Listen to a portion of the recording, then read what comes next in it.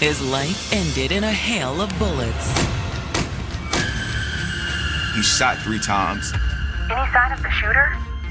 No. Wait a minute. The 911 caller saw someone over the body going through his pockets. The person looked like they were robbing him. When police begin their investigation, they locate more than one possible suspect. What they find out is on the video, there were 4 people. But was the shooting simply a random attack? Or was this a targeted killing? We find out later they kind of knew each other. Richard, your brother? It seems like they were connected with one another. And when police finally unravel the connection, it exposes the jealous truth. She kept her relationship a secret.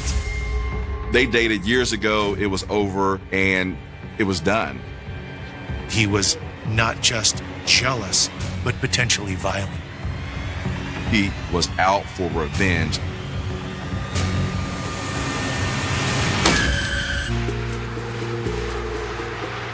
November 21st, 2012.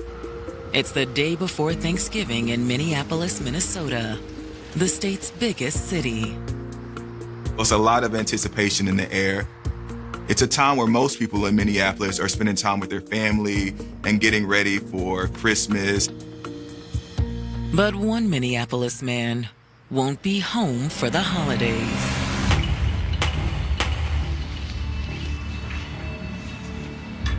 Just a little bit before midnight, there was a 911 call that someone had been shot.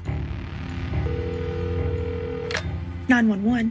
Do you need police, fire, or medical? Yeah, I think I just heard gunshots. He said, I'm looking out my window and I see a man on the ground who's been shot. Any sign of the shooter? No. Wait a minute. Still on the phone with 911, the caller sees someone approach the man on the ground. He sees this person rifling through his pockets. He tells the person on the phone, I think he's the one who did it. Do you see a gun? No. The 911 caller lowers his voice, almost as if he's fearful that this person could see him. But then, to the caller's relief, the man flees. Okay, he's running away.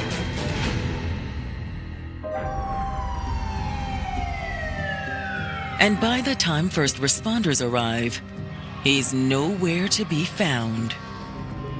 They did find a man on the ground. There's no pulse. He shot 3 times, and they pronounced him dead at the scene. And whatever the other man was looking for, it wasn't his wallet. They go through his pockets, they find his ID, and discover who it is. Richard Jenkins. 30-year-old Richard Jenkins had grown up in Minneapolis. Minnesota is an interesting place. Really, it's a very nice place to live. About a quarter of the Black population in Minnesota lives in Minneapolis. So there's a vibrant Black community. But for Richard, his hometown didn't always feel welcoming. Richard was a person who was trying to find his way in the world. He had a rough time. He was constantly looking for a job, and he didn't have stable housing. As a result, he's relied on family and friends for a roof over his head. Luckily for Richard, his friend David Dillon always had his back. They're really close friends, so much so that they refer to one another as brothers. Even though they're not biologically related, they are very, very close. And when Richard needed a place to stay, David and his family opened their home to him. Thank you. Need anything else? No, I'm good. David allows him to move in with him and his girlfriend Kiki and her daughter. It's just made him, I think, more stable in his life.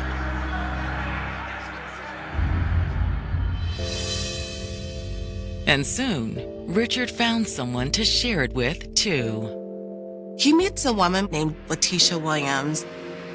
Letitia is this beautiful, smart woman, and they just kind of fall in love with one another. For Letitia, Richard wasn't just a romantic partner. He was a potential father for her child. She was single, basically raising her child by herself, and having someone there that not only appreciated and loved her, but her daughter meant a lot to her. When you are a single mother and you're raising a child and you enter a relationship, you want for that person to embrace your child as if they were their own. And that's exactly what Richard did. He was crazy about Letitia's child. Didn't matter if somebody else was the father. He took that child in as his own. Soon, Richard and Letitia were planning their future as a family. They were talking about moving in together. They were planning on building a life together. And after years of struggle, it looked as if Richard had finally found happiness. His life was looking up. It felt like he was moving in a positive direction. He's starting to look forward to what can happen in the future. Oh yeah, gunshot victim. But now that future has been cut short with the discovery of Richard's bullet-riddled body. He was lying on the ground near the I-94 sound wall. Nope, no pulse. The police pronounced Richard dead at the scene. Stop major crimes. Homicide detectives arrive minutes later and begin their investigation by speaking to the man who had called 911. They didn't see the shooting, but they heard the gunshots. When he looked out his window, he saw a man lying on the ground. Dispatch said you saw the shooter? I don't know. When I looked outside, there was a guy standing over the guy laying down. He says he's going through the man's pockets. It looks to me like he was trying to rob him. Can you describe him? They said it's a thin black man with a black hoodie and jeans on. Presumably, this person is the shooter.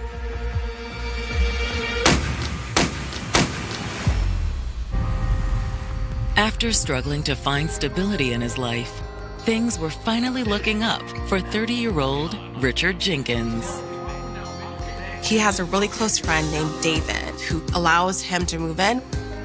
And Mr. Jenkins was also able to find love with a lady by the name of Letitia Williams. Letitia's a wonderful young lady, passionate, very caring. What more could he ask for? And she was every bit as thrilled as Richard.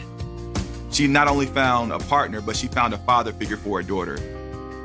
They start imagining their future together.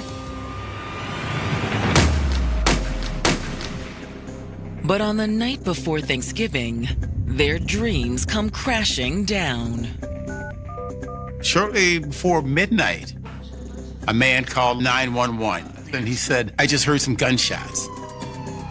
And when police arrived, they found Richard dead on the ground near the interstate sound wall. Richard was found shot several times. And the man who had called 911 says he saw a man stoop down over Richard's body. He saw the person rifling through Richard Jenkins's pockets. Do you think he's the shooter? He was the only guy out there. He also noticed that that man tried to get into a car that was nearby. And he was trying to get in that car right over there. He kept trying to open up all the doors, and he couldn't get in the car. And then just ends up running off. Did you see which way he ran? He pointed towards this other building that was nearby. And he said, "I think the person ran over that way, but I have no idea where he went after that." He never got a good look at the man's face either. He describes this person as being a thin, short, black male. He was wearing a black jacket and blue jeans. It's a relatively generic description, but that's all he had. Okay. Thank you for your time, sir.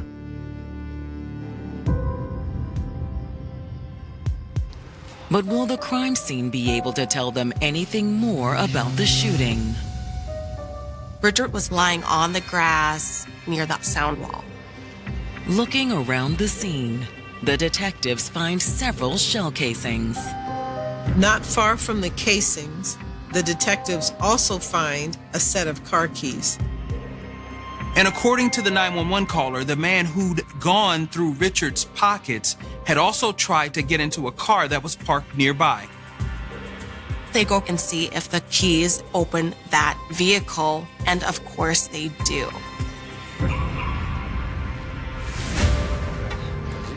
But when detectives run the car's plates... Yeah, could you run this plate for me? 293 AAF.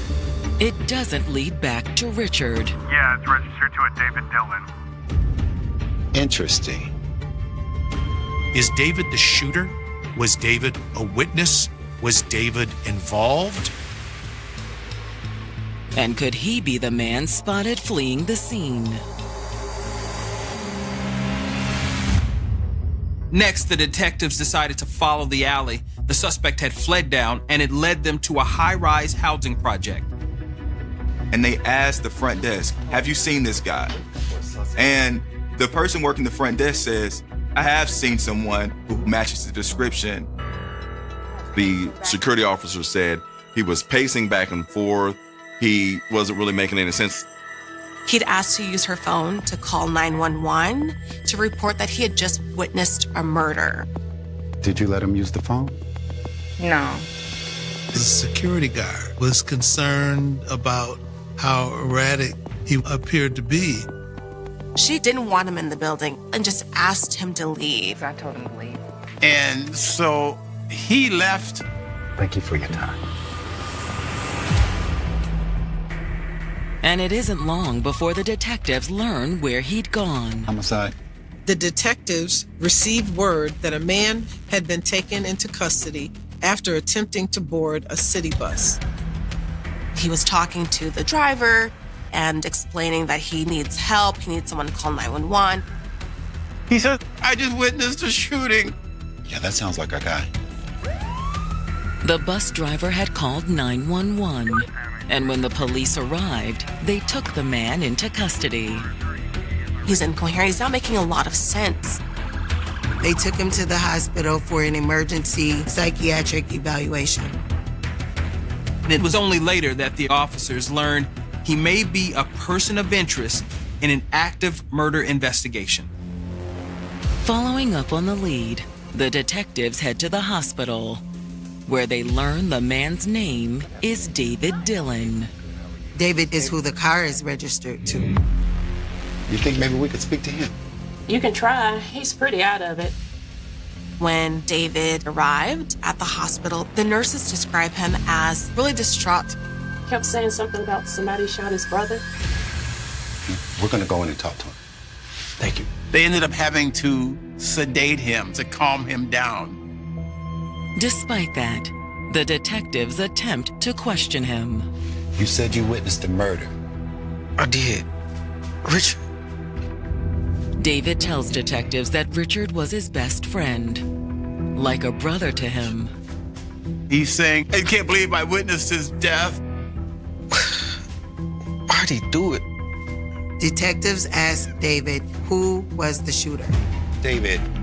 But they don't get an answer. He becomes incoherent. He didn't have to do it. At that point, the medication set in. Before he's able to actually say the name, he passes out. Come on, David. Detectives investigating the fatal shooting that killed Richard Jenkins believe that they may have a first-hand witness, David Dillon. David had been in hysterics, wandering the street ever since the shooting. He is saying that his brother has been shot. He had been so upset that police had taken him to the hospital for a psychiatric evaluation. Which is where the detectives catch up with him. Unfortunately, the nurses had just given him a sedative, so he is really not able to talk through what happened. So do you know who killed Richard? David. Come on, David. The sedative kicked in, and he was too groggy to speak. With hours until the sedative wears off, detectives are left wondering what the extent of David's involvement could be. Police have to decide, is this person a witness or was this person the perpetrator? The witness who called 911 didn't see anybody but David at the crime scene. Maybe the friends had an argument and David shot Richard in the heat of the moment. Hoping for some clarity, the detectives turn to David's girlfriend, Kiki, who's just arrived at the hospital. She has no idea what's happened. And you also know Richard Jenkins? Yeah, sure. Kiki explains that Richard lived with her and David. She says the two friends had gone out earlier that night. And according to Kiki, Richard and David had gone out with two other men, Jermaine Harris and Lamar Dale. They sometimes hung together, all four of them. They'd been acquaintances for years. But Kiki says that Richard and Jermaine recently had a falling out.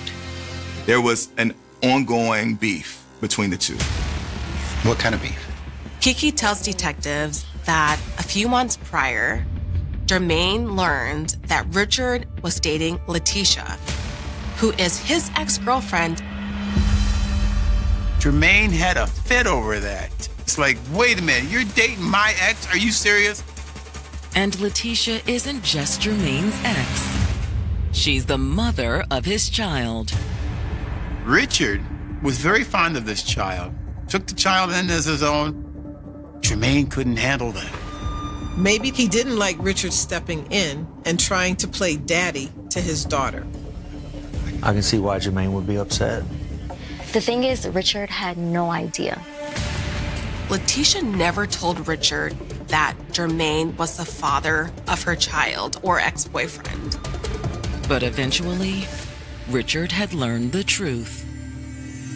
Jermaine and Lamar go to Richard's house and they confront him. Richard was shocked because he didn't know. For whatever reason, Jermaine was still really angry about it, even though they weren't together. And they began fighting. They're throwing punches and slugging each other. Thought they were going to kill one another. Lamar had to step in to break it up. Kiki says Jermaine and Lamar left, but the feud continued. Richard wasn't going to take that lying down. So that night, he got some friends together, and they went out looking for Jermaine. Richard and his friends found Jermaine, and it escalated to the point where somehow Jermaine ended up shot in the leg. It's unclear who actually did the shooting. But Kiki was determined to end the feud before someone ended up hurt even worse. She called Jermaine and said, this has got to stop. Somebody's going to end up getting killed. Eventually, the men had arranged a meeting to sit down and talk things out. Jermaine apologized and promised not to go after Richard again. And Richard said, "We're good. You can trust that I will leave it alone." But now, detectives wonder if Jermaine kept his promise. Looking to learn more about Jermaine, the detectives pull his criminal record. They realized, yeah, he has had his run-ins with the police. He has a laundry list of charges, some of them fleeing police, drugs, even impersonating other people. However, when the detectives go looking for Jermaine, they find that the address in his file isn't current. They subpoena the cell phone company to try to locate where Jermaine is. Then, after filing the subpoena, detectives bring in Richard's girlfriend and Jermaine's ex, Letitia Williams, for questioning. She is devastated by Richard's murder. It's her partner, a person who has stepped in as a father figure for her daughter, and he's dead. But despite her grief, She wants to help. Do you know where we can find Jermaine? No, I haven't even talked to him in weeks. However, Letitia says she has recently spoken to David Dillon. David called her right after the shooting happened. He told me Jermaine did it. Detectives investigating the murder of Richard Jenkins have just learned that his girlfriend, Letitia Williams, received a call from David Dillon just moments after the shooting.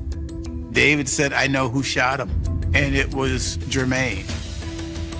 Jermaine Harris is Letitia's ex-boyfriend and the father of her child. Richard and Jermaine had no idea that they had Letitia in common. And so it was a bombshell when they found out. It led to a falling out between Richard and Jermaine. Well, you know how men can be. She tells them they dated years ago, it was over, and they were no longer in any kind of relationship. She's been raising the baby on her own. And she never told Richard about her fling with Jermaine. She knew that Jermaine could be a jealous guy. But eventually, Jermaine found out, and his jealousy boiled over into a violent confrontation. Jermaine had confronted Richard about his relationship with Letitia. And then Jermaine ends up being shot in the leg. After the last fight, they got together, had a conversation, tried to work it out. I thought that was the end of it. It was at that point Jermaine agreed to just let it go. Or had he simply been biding his time? So do you think Jermaine did it? Honestly, I don't know. You don't know. She didn't know for sure, but she did know that that's what David told her. Was it the truth?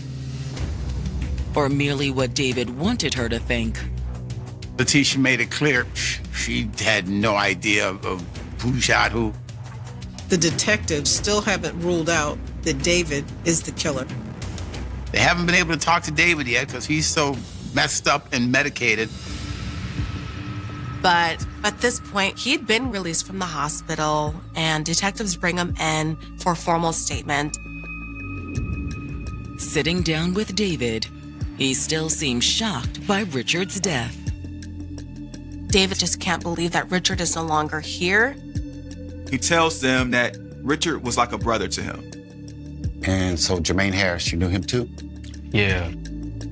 He tells them he and Richard had hung with Lamar and Jermaine occasionally.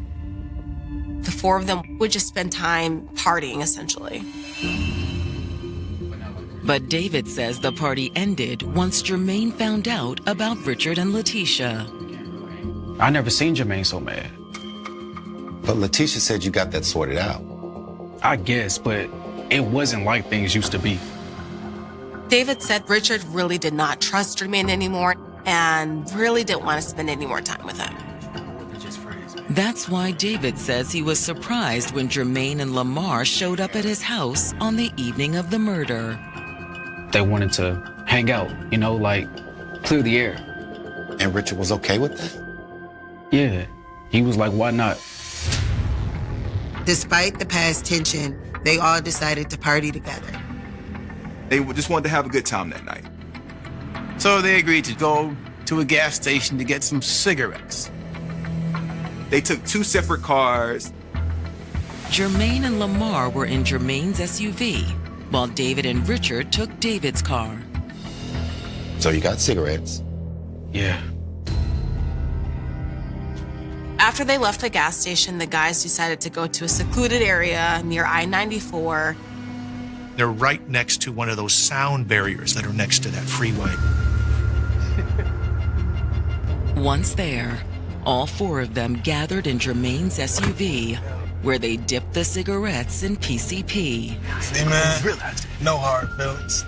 Yeah, You know sure. how it is. Yeah. They were talking and laughing, and eventually they were gonna say goodnight. Man, I messed up. You need me to drive? Yeah. David had to use the bathroom, so he stepped to a tree, to urinate. Richard was standing there. When I turned around, that's when it happened. He turns around and he sees Jermaine get out the car with a gun.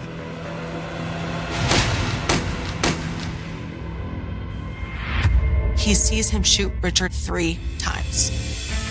And what did you do? I hit the dirt, man. I thought he was gonna shoot me too. Instead, Jermaine jumped back in the SUV with Lamar and they raced away. David says that as they fled the scene, he ran to his friend. Oh, Lord. I got you, bro. He wanted to drive his friend to the hospital, but Richard had his keys. So he starts fumbling in Richard's pockets to see if he has them somewhere. How can he find the keys? David could not locate any car keys on Richard's body. He goes over to the vehicle, hoping that Richard has set the keys in there, but they're locked. So, without a phone, David rushed for help. David ran to the nearby housing projects and asked the guard at the desk to call 911. When that didn't work, he tried getting on the bus to ask for help. He's still dealing with the PCP. He's trying to figure out what to do, but everybody can see that he's high. It's easy to kind of feel sorry for him. Assuming he's telling the truth. They only have David's word that Jermaine and Lamar were there. All right, you're free to go. But there may be a way to corroborate at least some of his story. Detectives contact the gas station where David said the 4 men stopped to get cigarettes. As they hoped, the gas station has security cameras. They see on tape that Lamar and Jermaine, Richard, and David were all together at that gas station on the night of that murder. The things that David has said are starting to line up with the facts.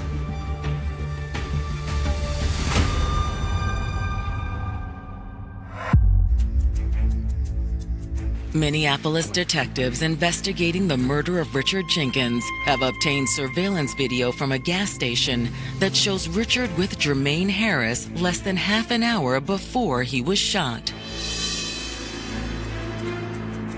Richard's friend David Dillon told police that he and Richard had been hanging out that night with Jermaine and his friend Lamar Dale, smoking cigarettes laced with PCP.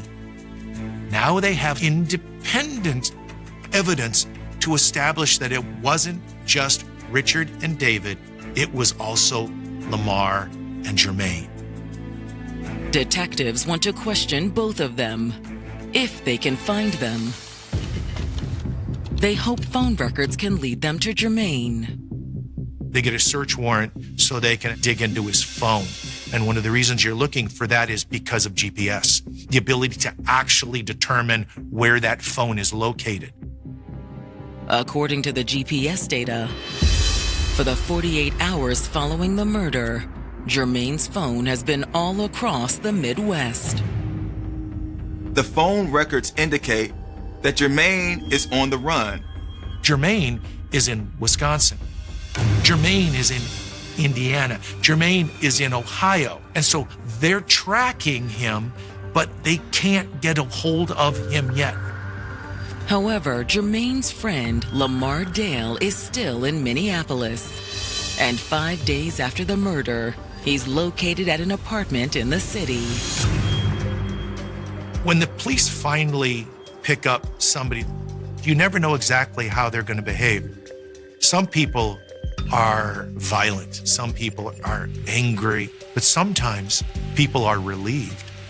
That is exactly how Lamar is.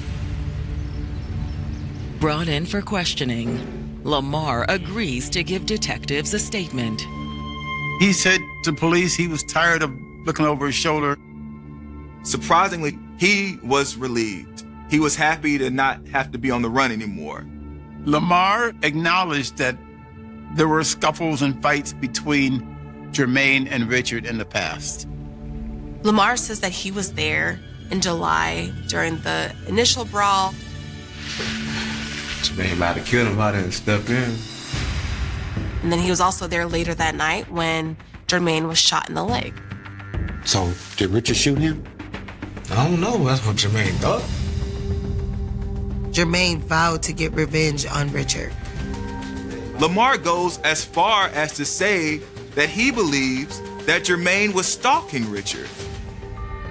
And according to Lamar, he and Richard's friend, David Dillon, both tried to defuse the situation before things went too far. Lamar said that in September, he and David sat down with Richard and Jermaine to talk it out. They kind of agreed to let it go at that point. So Jermaine didn't say anything else about wanting to get even with Richard? No. Thought it was all good. They all kind of got back together, would occasionally hang out. It wasn't all the way back to normal, but it was at least kind of tampered down. When they ask about the night Richard was shot, Lamar claims he doesn't know anything. He says he wasn't there, he wasn't involved, he has no idea what happened. I swear, man. He says, I never saw him that night. I don't know anything about this. But detectives know that's a lie. The police have videotape from a gas station showing these four men together. So you didn't go out to I-94 with Jermaine? After that, Lamar shuts up. He refuses to speak, and unfortunately, police didn't have enough to hold him, so they have to let him go. There you go. It's a disappointing end to the interview. But Lamar isn't really the one that the detectives are after. Detectives get a tip Jermaine is back in town. Jermaine was at a gas station, and someone called the police. He's picked up and brought in for questioning. They want to get to the bottom of why he could have possibly shot Richard. So we heard you went out with Richard the night he was killed. Man, I don't know anything about that. He claims he had nothing to do with Richard's murder. He also says he'd moved past being angry with Richard over Letitia. Jermaine, he tells police, this is water under the bridge. We've settled our differences. I don't have a problem with Richard. I have no clue about any of the things that you guys are talking about. However, Jermaine doesn't stop there. Unlike Lamar, Jermaine admits that he's with Lamar and David and Richard that night. This is a red flag to police. I don't know, I wasn't there. Lamar said he wasn't there. Jermaine said Lamar was there. These stories don't match, and now they know they're on to something. Somebody's holding the information back for some reason. Was it possible that David, high on PCP, had misidentified the shooter?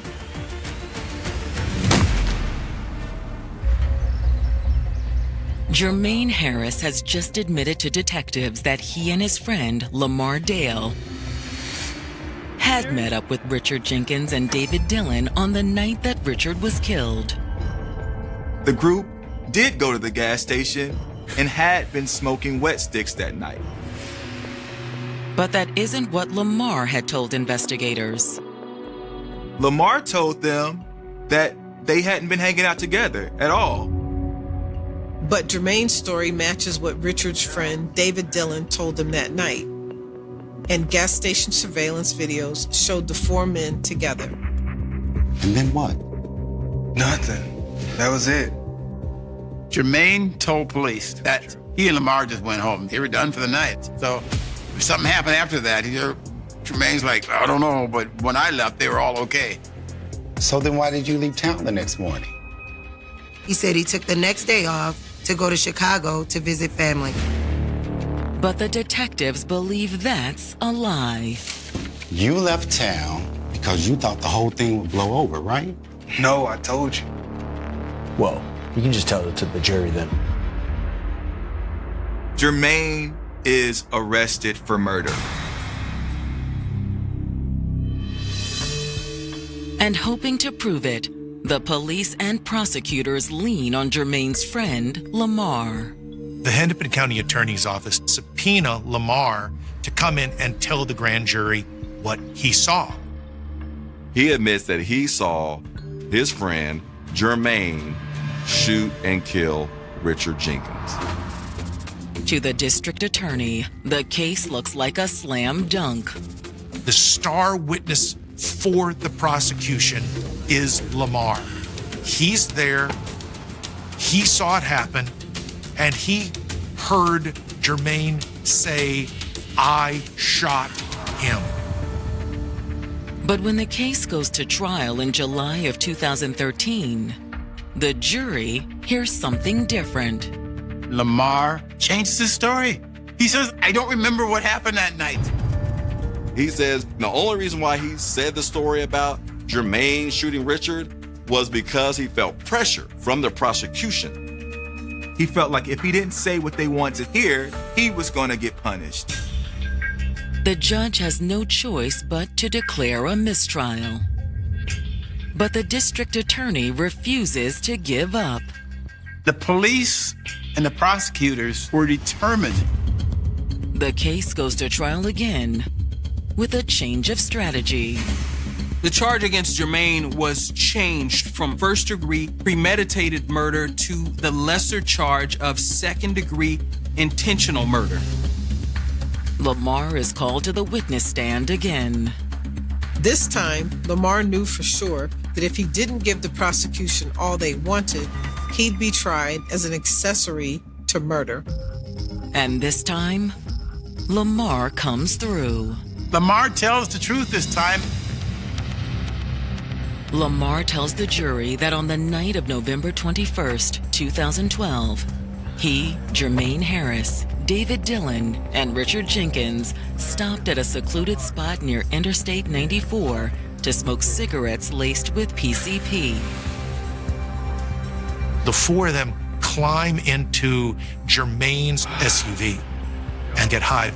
Richard, thinking he and Jermaine have buried the hatchet, gets out of the car with David.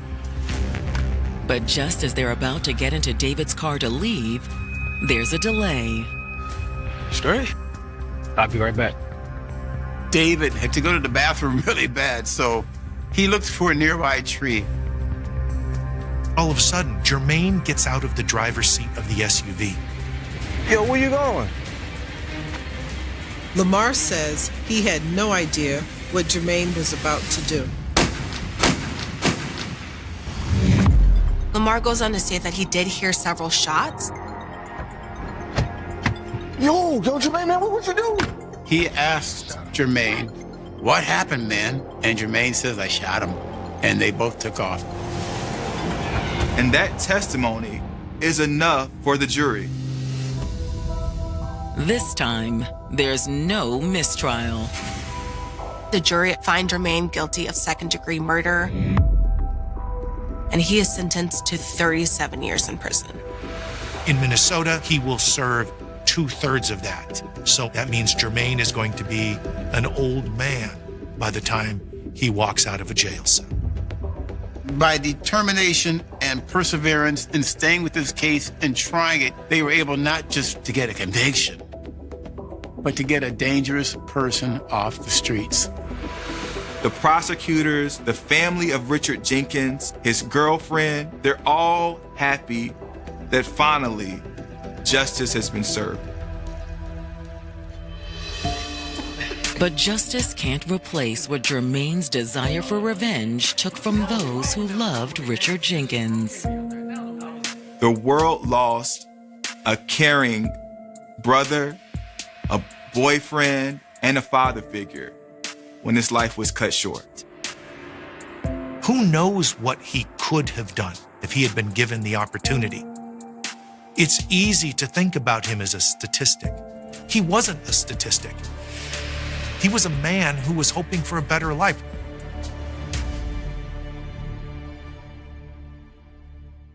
The humid, heavy night air of rural Georgia in the summer of 1989 carried the scent of wet pine, damp red clay, and an unseen, creeping dread that would paralyze an entire county for decades.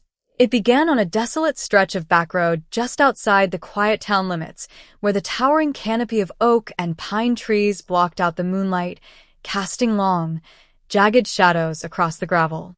A lone patrol car cruised slowly through the darkness, its headlights cutting two narrow beams into the thick fog, hanging low over the asphalt. The deputy behind the wheel wasn't expecting anything unusual on a stifling August night. Perhaps a stray farm animal, a stalled pickup truck, or a restless teenager speeding home past curfew. But as the patrol car rounded a sharp bend near an abandoned sawmill, the driver's eyes caught a flash of bright color reflecting off the ditch beside the tree lane. Stopping the cruiser and swinging the spotlight toward the embankment, the officer stepped out into the oppressive heat, his boots crunching against the loose gravel. What he discovered in that ditch was not a discarded piece of trash or an abandoned vehicle, but a scene of sudden, violent brutality that instantly froze the blood in his veins. A young woman, stripped of her life and left in the dirt, her future stolen in a single, terrifying act that offered no immediate answers, no obvious suspects, and no mercy. Within hours, the quiet rural landscape was swallowed by flashing red and blue strobe lights, blinding halogen flood lamps, and the tense, low hum of dozens of law enforcement officers trying to make sense of the unthinkable. Yellow police tape fluttered in the muggy night breeze, cordoning off the blood-stained clay as investigators from across the state converged on the sleepy community. Word spread through the county like wildfire before the sun even crested the horizon, shattering the long-held belief that this peaceful southern enclave was immune to the dark, predatory violence that plagued big cities. Neighbors woke up to headlines screaming from news racks and emergency broadcasts blaring from radios. A brutal murder, a mystery shrouded in rural darkness, and a cold-blooded killer walking free among them. The victim was a beloved local resident, someone who greeted everyone with a warm smile, worked hard to build a modest life, and had every reason to look forward to a bright future. Instead, her name was suddenly transformed into a tragic headline, a symbol of fear, and the heart of an agonizing mystery that would haunt her family and friends for more than 35 years. In those crucial early hours of the investigation, detectives worked with a frantic, desperate intensity, methodically combing through every inch of the rain-soaked crime scene. They documented the broken pine needles, tagged tiny fibers caught on briars along the tree line, and painstakingly poured plaster into shallow tire impressions left in the soft clay near the ditch. Yet, despite their exhaustive efforts, the physical evidence was maddeningly scarce and frustratingly ambiguous. In 1989, crime scene science was light years away from the digital and genetic capabilities of the modern era. Fingerprint matching relied on manual comparisons with ink-stained cards, trace evidence was limited by primitive microscopic analysis, and biological material could only be classified into broad, non-specific blood types. The perpetrator had moved through the dark like a phantom, leaving behind just enough destruction to confirm a horrific crime had occurred, but not enough tangible proof to pinpoint a single name or face. Every promising lead seemed to dissolve into thin air almost as soon as investigators pursued it, leaving behind a trail of dead ends, cryptic rumors, and endless frustration. As days turned into weeks and weeks stretched into agonizing months, the small town found itself paralyzed by an insidious, lingering paranoia. The comfortable trust that had defined community life for generations evaporated overnight. Front doors that had never been locked were suddenly retrofitted with heavy deadbolts and chain locks. Porch lights were left burning until dawn, and neighbors began casting suspicious, sideways glances at one another over garden fences and grocery aisles. Anyone driving an unfamiliar truck down a dirt road was viewed with immediate alarm, and every whispered rumor in the local diner threatened to ignite a new wave of fear. Investigators conducted hundreds of interviews, questioning coworkers, ex-partners, distant acquaintances, and passing motorists who had traveled the backroads on that fateful August evening. Detectives filled binder after binder with handwritten notes, polygraph results, and detailed timelines, searching desperately for the single thread that would unravel the entire tangled web of deception. But no matter how many hours they logged or how many tips poured into the hotline, the killer remained entirely out of reach, melting back into the shadows of everyday life as if he had never existed at all. The psychological toll on the victim's surviving family was devastating beyond measure, a slow-burning agony that deepened with every passing anniversary. Every holiday season brought an empty chair at the dinner table. Every summer brought the painful reminder of the night their world was brutally ripped apart. They watched as the initial media circus gradually faded, as news cameras moved on to newer tragedies, and as the case file was eventually transferred from active investigation desks to a metal cabinet in the basement of the sheriff's office. For years, her parents sat by the telephone, jumping at every ring, hoping against hope that a detective's voice on the other end would finally deliver the words they prayed for. They attended annual candlelight vigils, gave emotional television interviews pleading for anyone with information to step forward, and kept her memory vibrant in a world that seemed determined to move on.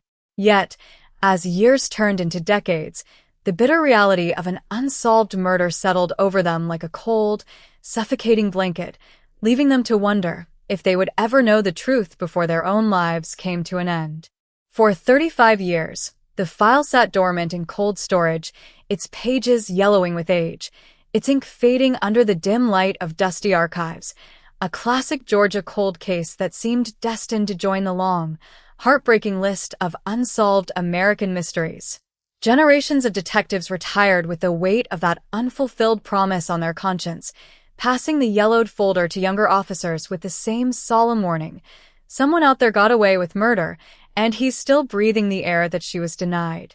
But while the physical case file remained untouched inside a steel vault, the world outside was undergoing an unprecedented revolution in computational biology, genetic science, and forensic technology. Deep inside high-tech laboratories across the nation, scientists were developing revolutionary tools capable of extracting complex genetic information from degraded biological samples that had been preserved for decades. The stage was quietly being set for a confrontation between the dark secrets of 1989 and the relentless precision of modern science, a confrontation that would eventually tear down a killer's carefully constructed double life and deliver a forensic miracle 35 years in the making. Deep within the dark, temperature-controlled evidence archives of the State Division of Investigation, the forgotten yellow folder containing case file 1989-08-412 sat beneath a thick layer of dust, completely untouched as the world outside evolved into a digital age. Inside that cardboard folder lay fading black and white photographs of the rain-soaked ditch, handwritten witness statements from terrified rural residents, and detailed logs of fruitless search operations carried out across Georgia's red clay pine barrens. For over 3 decades, the perpetrator of that horrific crime had lived in absolute comfort, convinced that the passage of time had eroded all physical traces of his presence and permanently sealed his deadly secret. He had watched the decades roll by, watching news reports of other crimes being solved while his own dark legacy remained undisturbed, buried under 35 years of silence, bureaucratic stagnation, and cold case oblivion. What the fugitive had failed to comprehend as he built a completely ordinary, respectable life far from the scene of his violent past was that time is not an ally to the guilty, it is merely a waiting room for technological advancement. While he went to work, attended family gatherings, and enjoyed the peaceful retirement denied to his young victim, microscopic biological material recovered from the crime scene in August 1989 remained safely preserved inside a sealed glass vial. Back in 1989, standard forensic testing could only classify blood types and basic enzymatic markers, yielding broad categories that applied to millions of potential suspects and proving virtually useless for identifying an isolated killer. But inside that cold storage locker, preserved in a state of suspended animation, those degraded skin cells and microscopic fluids held an immortal, unalterable blueprint of the killer's exact genetic identity, patiently awaiting the day when science would catch up to his crime. That day finally arrived when a relentless cold case detective, reviewing dormant homicide files during an archival audit, pulled case file 1989-08-412 from its metal drawer and submitted the degraded biological evidence to an advanced forensic genomics laboratory. Using revolutionary extraction protocols capable of reading fragmented, heavily degraded DNA strands that had lain dormant for nearly 4 decades, geneticists successfully reconstructed a complete, high-resolution genomic profile. They didn't just match the sample against traditional criminal databases, which had yielded no hits for 35 years. Instead, they uploaded the newly sequenced profile into public investigative genetic genealogy databases. Within hours, advanced computational algorithms mapped out complex multi-generational family trees, tracing distant cousins, great-aunts, and shared ancestors spanning across the American South until the wide net narrowed down to a single, specific branch of a family tree, and ultimately, to a single man who had lived in total obscurity for 35 years. The sudden shift from a dormant 35-year-old cold case to an active, high-priority manhunt sent shockwaves through state law enforcement agencies. Undercover surveillance teams were deployed to monitor the aging suspect's daily routine, quietly trailing him as he ran mundane errands, visited local storefronts, and moved through his neighborhood without the slightest suspicion that his hidden past had collided with the present. Detectives needed a modern biological sample to confirm the genomic match with absolute legal certainty, waiting with agonizing patience for a discarded coffee cup, a tossed napkin, or a discarded cigarette butt. When surveillance officers finally secured a discarded fast food bag tossed into a public receptacle by the suspect, the laboratory worked around the clock to perform a direct comparison. The result was an absolute, undisputed single-source match, a probability of 1 in trillions that the biological evidence left in that dark Georgia ditch belonged to anyone else on Earth.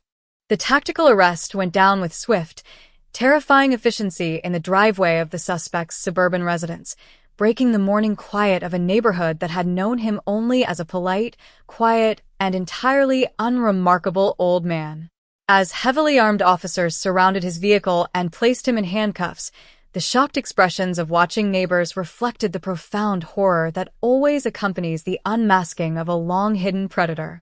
The polite wave over the fence, the shared lawnmower, the quiet Sunday routine, all of it was instantly shattered, exposed as a hollow mask designed to hide the monstrous reality of a cold-blooded murder committed decades prior.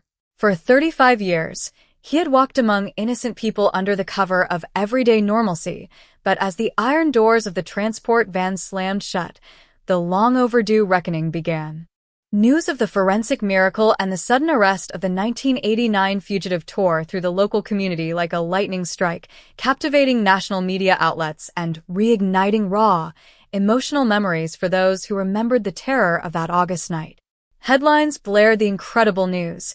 A 35-year-old cold case solved by revolutionary science, an unsuspecting fugitive snatched from his comfortable double life, and an absolute triumph of justice over time. For the surviving family members who had endured 35 years of suffocating uncertainty and unanswered prayers, the news brought a wave of overwhelming emotion, a complex mixture of profound relief, lingering grief, and the sudden realization that the phantom who had stolen their loved one's future was finally trapped behind heavy prison steel. The long silence had been broken, the darkness had been illuminated, and the unstoppable march of modern science had ensured that no secret remains buried forever.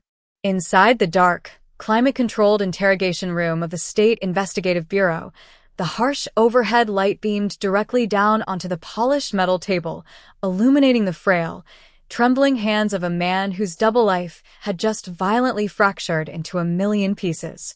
For 35 years, he had operated under the comfort of an unblemished public record, building a reputation as an upright, quiet, and completely unremarkable citizen who never raised his voice, never broke the speed limit, and never gave anyone a single reason to look beneath his polite exterior. But sitting across from veteran homicide detectives who laid out thick binders filled with genetic mapping charts, forensic comparison reports, and faded high-resolution crime scene photographs from 1989, the old man's defensive posture completely crumbled.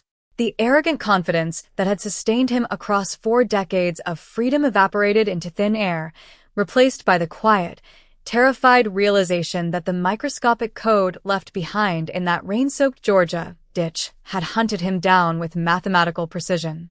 Detectives walked him through every excruciating minute of the evidence, detailing how computational biology and public genealogy databases had reconstructed his entire family tree until every branch led directly to his door. They didn't need a confession to secure a conviction. The genetic match carried odds of 1 in trillions, an unassailable mountain of scientific truth that rendered his long-maintained denials completely laughable. Outside the interrogation room, the news of his arrest sent shockwaves through the very foundation of the small Georgia county where the crime occurred. Media trucks parked along the perimeter of the courthouse, satellite dishes extended toward the sky, and television broadcasters delivered live, breathless updates to millions of viewers who were mesmerized by the dramatic collapse of a 35-year-old cold case. Headlines flashed across national network screens, hailing the arrest as a forensic miracle, a profound triumph of modern DNA technology over the passage of time. In the quiet neighborhood where the fugitive had spent the last 20 years, the atmosphere turned instantly toxic with shock, disbelief, and a lingering sense of paranoia.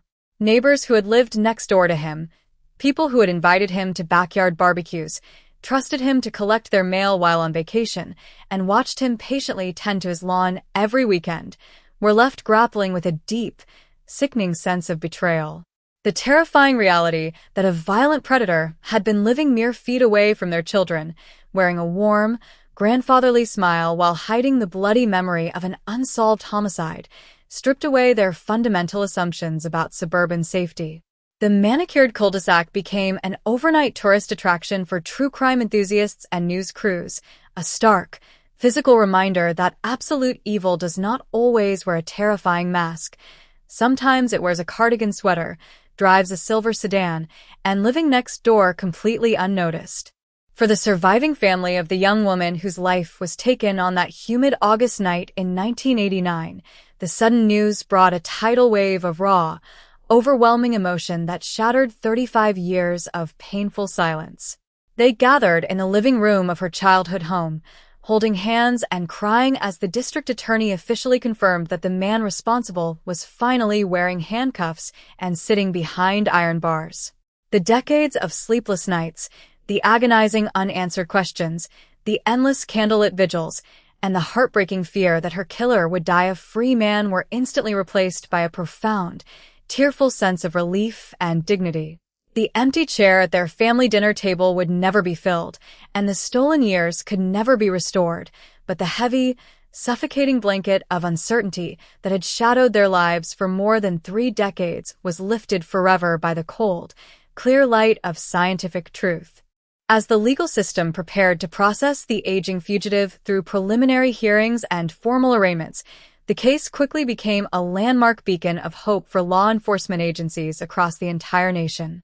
Homicide divisions in major cities and rural sheriff's departments alike immediately recognized the immense power of investigative genetic genealogy, prompting an unprecedented wave of case audits. Storage lockers were opened, yellowed cardboard boxes were pulled from dusty shelves, and long-forgotten biological samples from cold cases dating back to the 1970s and 1980s were rushed to specialized laboratories for sequencing. The arrest in Georgia sent an unmistakable, terrifying message echoing through the shadows of the criminal underworld. Time is no longer a shield. The past can no longer be hidden, and no matter how many decades a killer manages to outrun the law, the relentless progress of modern forensic science will eventually drag them into the light. Inside the crowded, brightly lit courtroom of the county courthouse, a heavy, expectant silence hung over the gallery as Arthur Vance was led inside, his wrists bound by metal handcuffs and his eyes fixed squarely on the polished wooden floor. Sitting in the front row, members of the victim's family held each other's hands, their knuckles white, watching the man who had stolen 35 years of peace from their lives finally face the full, unyielding weight of the justice system. The grand jury indictment was read aloud in a firm, measured tone, counts of malice murder, felony murder, and aggravated assault, each word echoing off the wood-paneled walls like a hammer striking an anvil. The defense attorney, attempting to argue that 35 years of flawless, law-abiding citizenship and frail physical health should warrant reasonable bail, was met with a swift and decisive refusal from the judge. There would be no bail, no release, and no returning to the quiet suburban cul-de-sac he had used as a shield. Arthur Vance was remanded to state custody to await his day of reckoning. Outside the courthouse steps, a wall of television cameras and journalists pressed forward as the lead prosecutor stepped up to the microphones to deliver a live statement broadcast across the nation. He emphasized that while decades had passed, the evidence had never died, and the state was fully prepared to prove beyond a shadow of a doubt that Vance was the sole architect of that tragic August night in 1989. The prosecutor spoke passionately about the power of modern forensic genetic genealogy, hailing it not merely as a scientific tool, but as a moral force capable of answering the desperate prayers of grieving families who thought justice had forgotten them. Across the state of Georgia and throughout the country, viewers watched in awe as the narrative of Georgia 1989 cold case solved. Forensic miracle locks up fugitive unfolded, serving as an extraordinary example of how modern computational biology could resurrect the coldest of cases and hold long-hidden predators accountable. Back inside the state crime laboratory, technicians and forensic geneticists continued to meticulously review and double-check every single data point in the case file, ensuring the digital DNA sequence and genealogical trees were completely airtight before trial. Every microscopic band on the electropherogram, every statistical probability calculation, and every link in the ancestral chain was re-verified with absolute precision to withstand any challenge mounted by defense experts. They knew that this case would serve as a crucial legal precedent for future genetic genealogy prosecutions across the region, proving that biological evidence preserved in primitive cardboard boxes back in 1989 could withstand 35 years of storage and still deliver an undisputed, single-source match with odds exceeding 1 in trillions. Science had achieved what human memory, dead-end tips, and primitive 1980s investigative techniques never could. It had brought an absolute, unshakable truth into the courtroom. In the dark, narrow confines of his holding cell, Vance was left with nothing but the deafening noise of his own thoughts as the reality of his permanent confinement settled over him like a lead blanket. The comfortable life he had spent 35 years meticulously building, his comfortable home, his manicured yard, his warm social circle, his peaceful retirement, was completely annihilated, replaced by steel bars, concrete floors, and the cold scrutiny of a world that now saw him for what he truly was. He could no longer hide behind the gentle demeanor of a polite old man or pretend that his past belonged to someone else. The microscopic tissue he had left behind in the rain-soaked clay so long ago had traveled through time, decoded by machines he could never have imagined back in 1989, to strip away his freedom and lock him away for the rest of his natural life.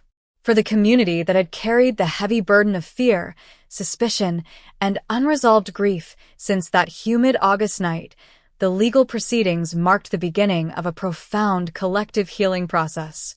The dark myth of the phantom killer who vanished into the Georgia pines had been completely dismantled, replaced by the image of an ordinary, pathetic man caught in the inescapable trap of his own biological code. Residents no longer looked at the dark backroads with the same suffocating dread, knowing that the monster who had terrorized their town was finally trapped behind thick prison walls. The story of the 1989 cold case stood as a timeless, echoing lesson to the world.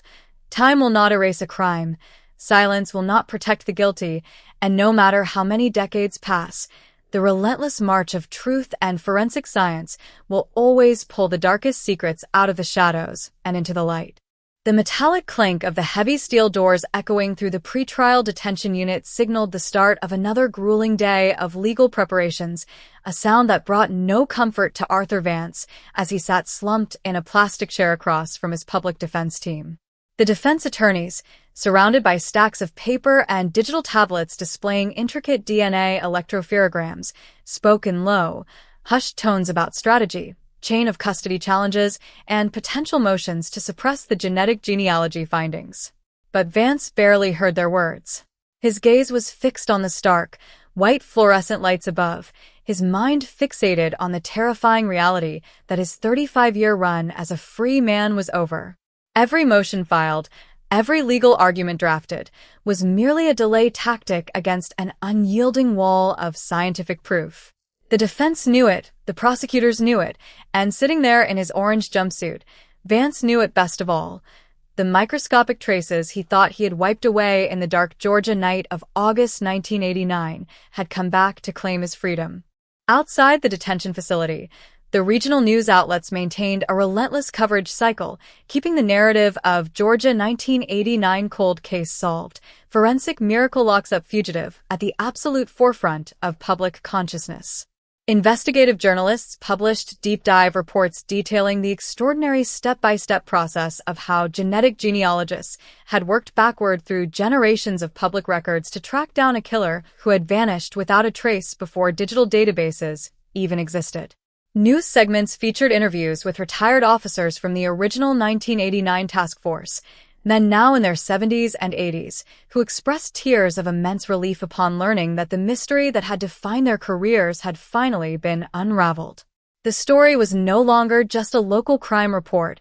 It had transformed into a national sensation, a celebrated victory of modern technology over time, and a cautionary tale for any fugitive foolish enough to believe that an unsolved case file stays dead forever. In the small town where the crime had occurred, life was slowly reclaiming its sense of quiet safety, though the emotional landscape remained permanently altered. Local businesses that had once displayed missing person flyers and warning posters now featured headlines celebrating the arrest, symbolizing a painful chapter finally coming to a close. People who had grown up in the shadow of that 1989 tragedy, children who were taught to fear the dark, to never walk along the back roads, and to double-check their doors at night, found a newfound sense of peace in knowing that the Phantom had a real name, a real face, and a real cell waiting for him. The collective memory of the community shifted from one of lingering horror to one of solemn remembrance for the young victim whose life was so brutally stolen, ensuring that her memory was honored while her killer was stripped of his anonymity. Inside the State Forensic Laboratory, scientists finalized their expert witness statements, preparing to present the complex world of computational genomics to a jury of 12 laypeople.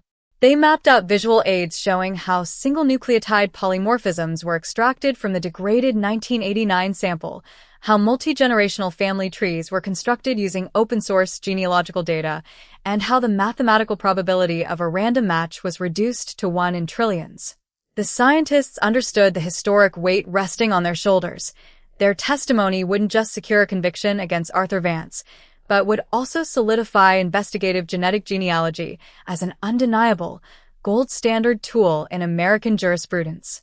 They had bridged a 35-year gap between primitive crime scene evidence gathering and modern biotechnology, proving that truth is immortal when backed by science.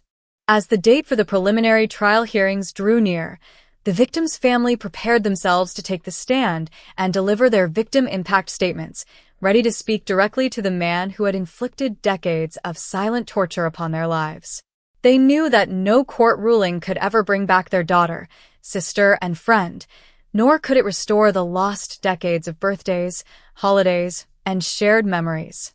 Yet, standing in that courtroom, looking Vance in the eye, and hearing the final verdict read aloud would give them the ultimate victory, the knowledge that love, persistence, and truth had outlasted the killer's silence. The long, dark night that began in a ditch in rural Georgia in August 1989 had finally reached its end, broken by the brilliant, inescapable light of justice. The heavy, rhythmic thud of wooden gavels striking oak blocks resonated through courtrooms across the county as pretrial motions for the state of Georgia versus Arthur Vance reached their dramatic peak. The defense team made a final, desperate push to challenge the admissibility of the forensic genetic genealogy evidence, arguing that searching public ancestral databases violated privacy protections and created an unfair precedent for legacy cold cases. But the prosecution stood firm, bringing forward top geneticists, legal scholars, and forensic experts who meticulously demonstrated that the discarded biological material was legally obtained, scientifically infallible, and completely constitutional. The presiding judge reviewed the mountains of data, listened to days of intense testimony, and issued an absolute, unequivocal ruling. The DNA evidence, the genealogical family trees, and the direct matching sample were all fully admissible. The defense's last remaining fortress had completely crumbled. Inside the sterile walls of the holding facility, Vance received the news in dead silence. The realization that he would have to stand trial before a jury of his peers with the unyielding weight of genetic science stacked against him extinguished whatever tiny spark of hope he had been clinging to. Faced with the certainty of a mandatory life sentence without the possibility of parole, and the terrifying prospect of endless days on public display in a highly publicized trial, his legal team approached the prosecution to discuss a plea agreement.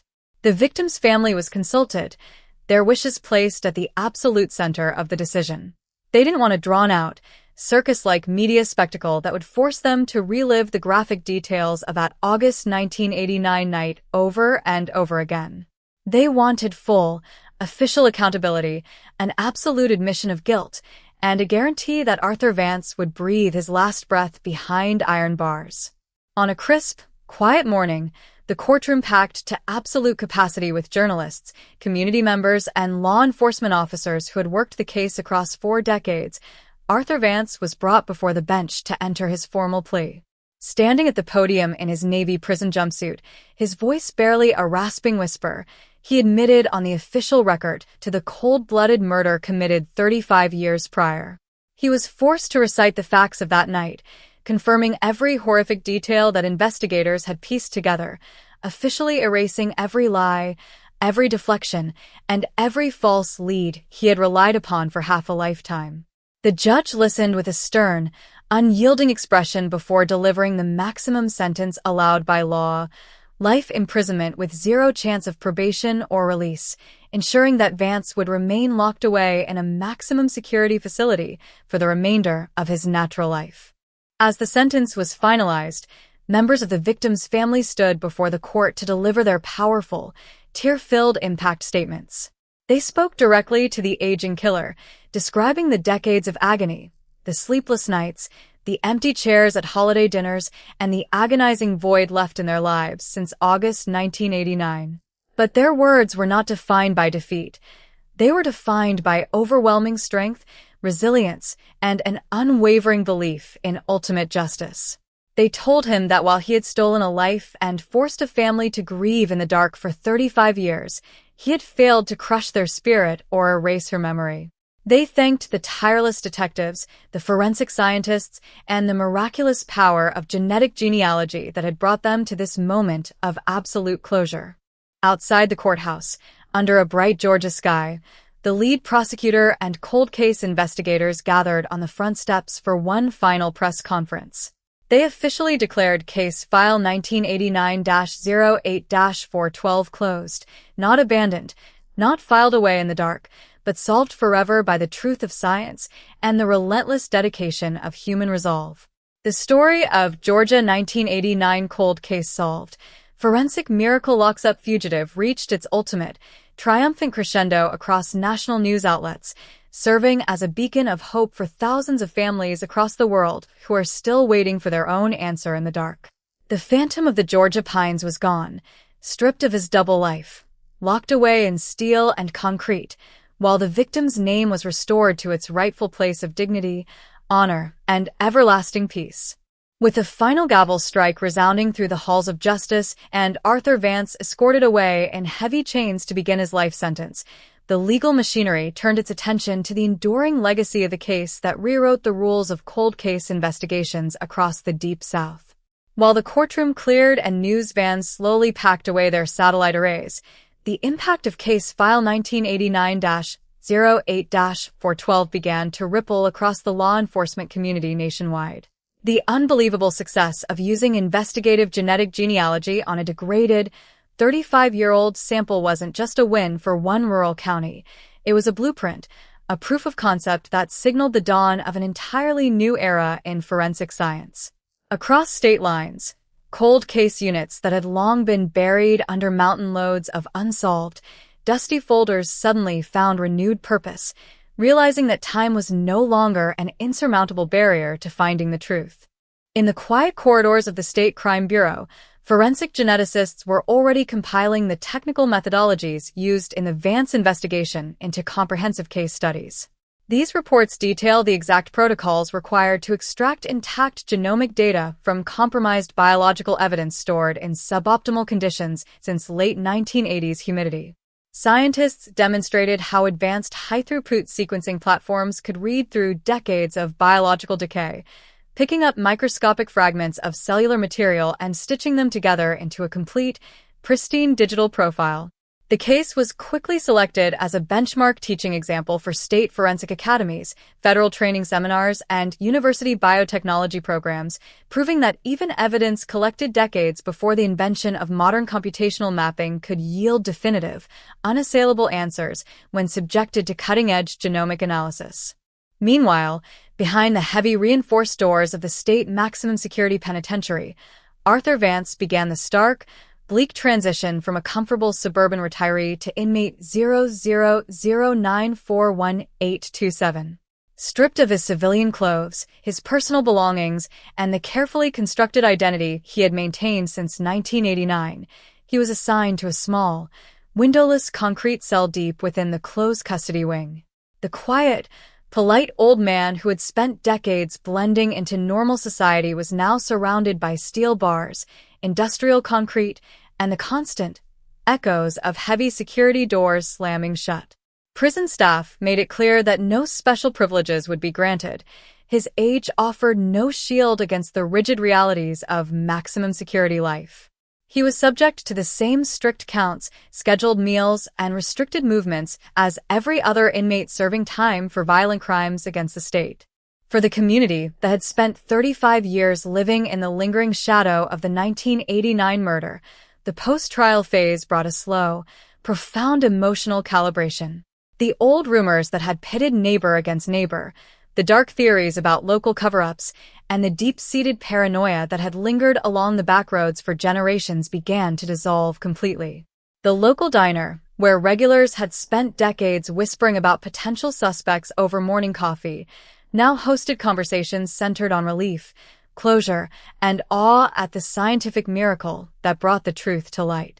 The long-standing fear that an unknown monster was still lurking in their midst was replaced by the knowledge that the perpetrator had been unmasked, exposed as a cowardly, ordinary man who could no longer hide behind the cover of forgotten time.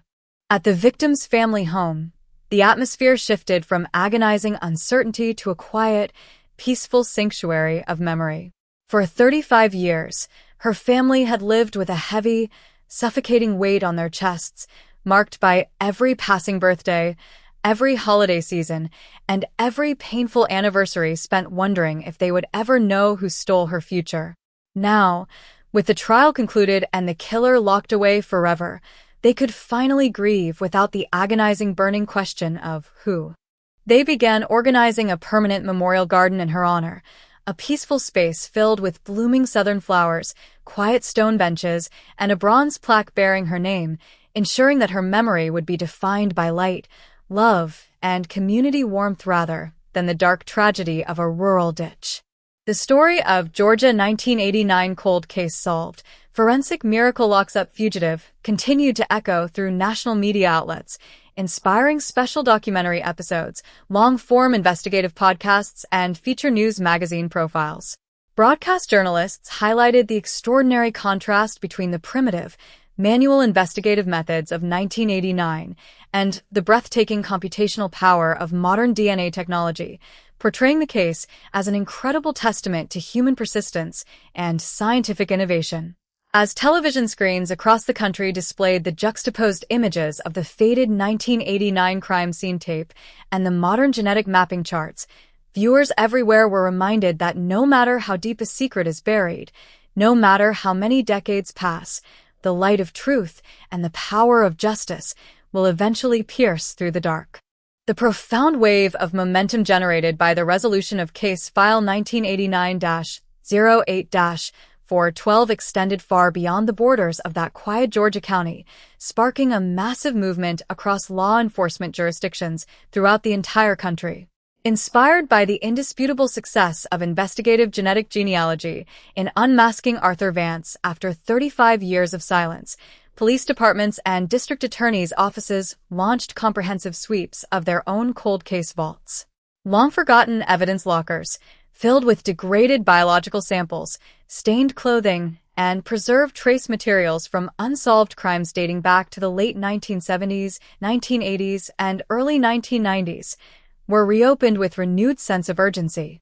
Specialized units were formed specifically to recatalog these legacy cold cases, identifying thousands of ancient files where biological evidence had been preserved with painstaking care by original investigators who never lost hope that science would one day catch up.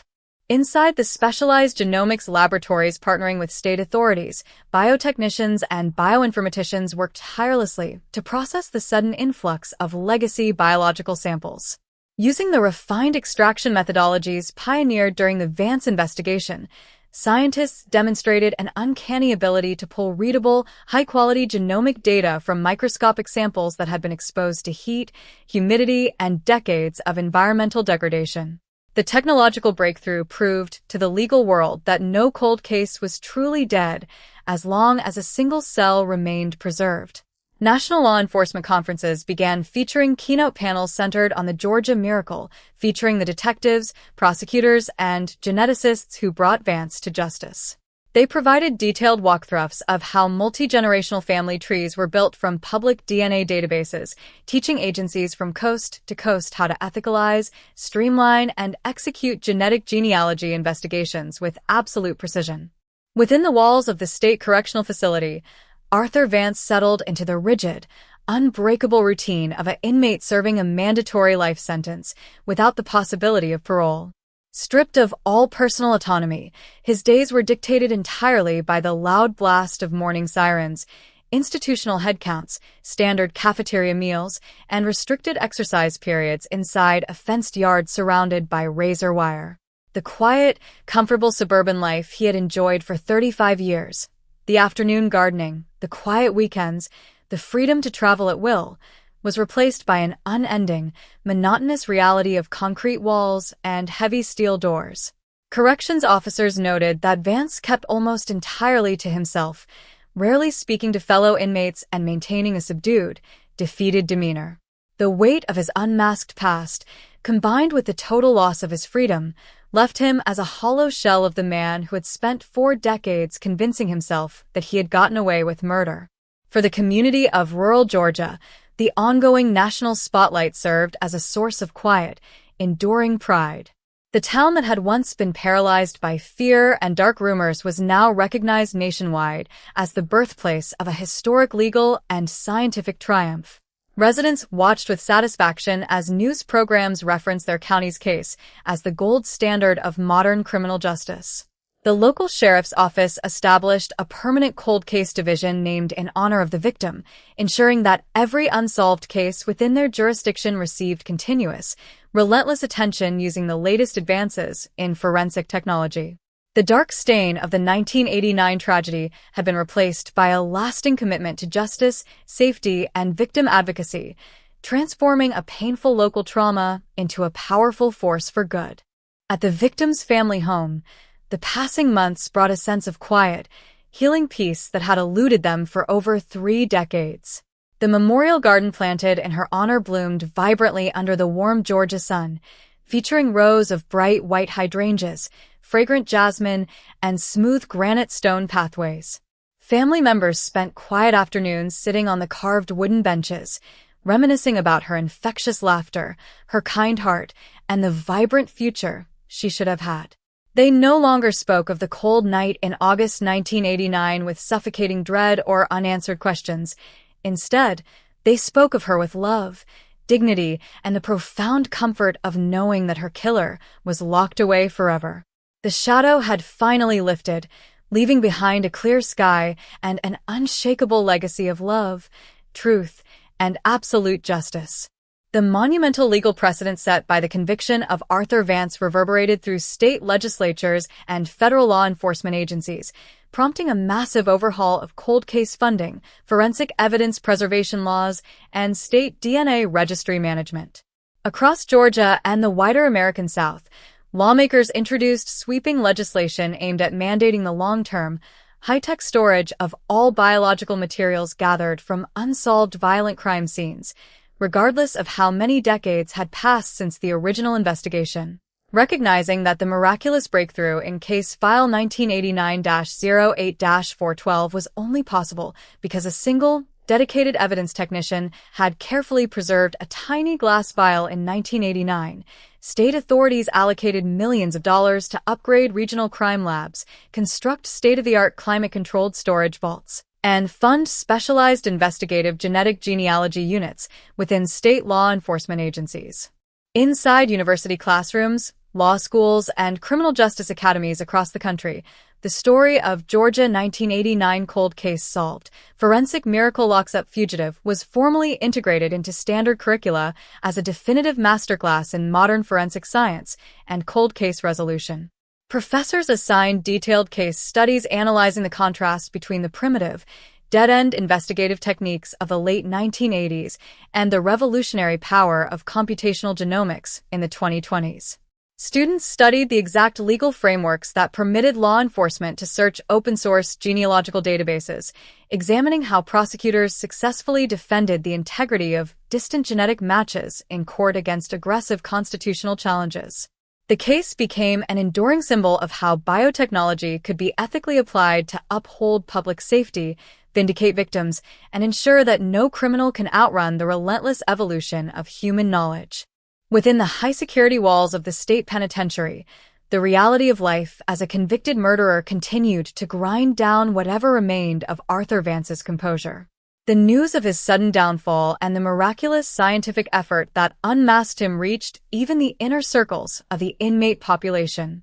Stripped of the respect and standing he had cultivated over decades of normal civilian life, Vance lived in near-total isolation, spending his allowed recreational hours pacing along the perimeter fence of the exercise yard under the watchful eyes of tower guards. His health continued to deteriorate under the harsh, unyielding conditions of maximum security confinement, serving as a stark, daily reminder that the quiet, comfortable retirement he had stolen for 35 years was an illusion that had finally shattered against the hard edge of truth. In the quiet Georgia town that had carried the weight of the 1989 tragedy for over 3 decades, the transformation was complete. The community had moved past the paralyzing fear and dark, lingering suspicions that had defined local life for generations.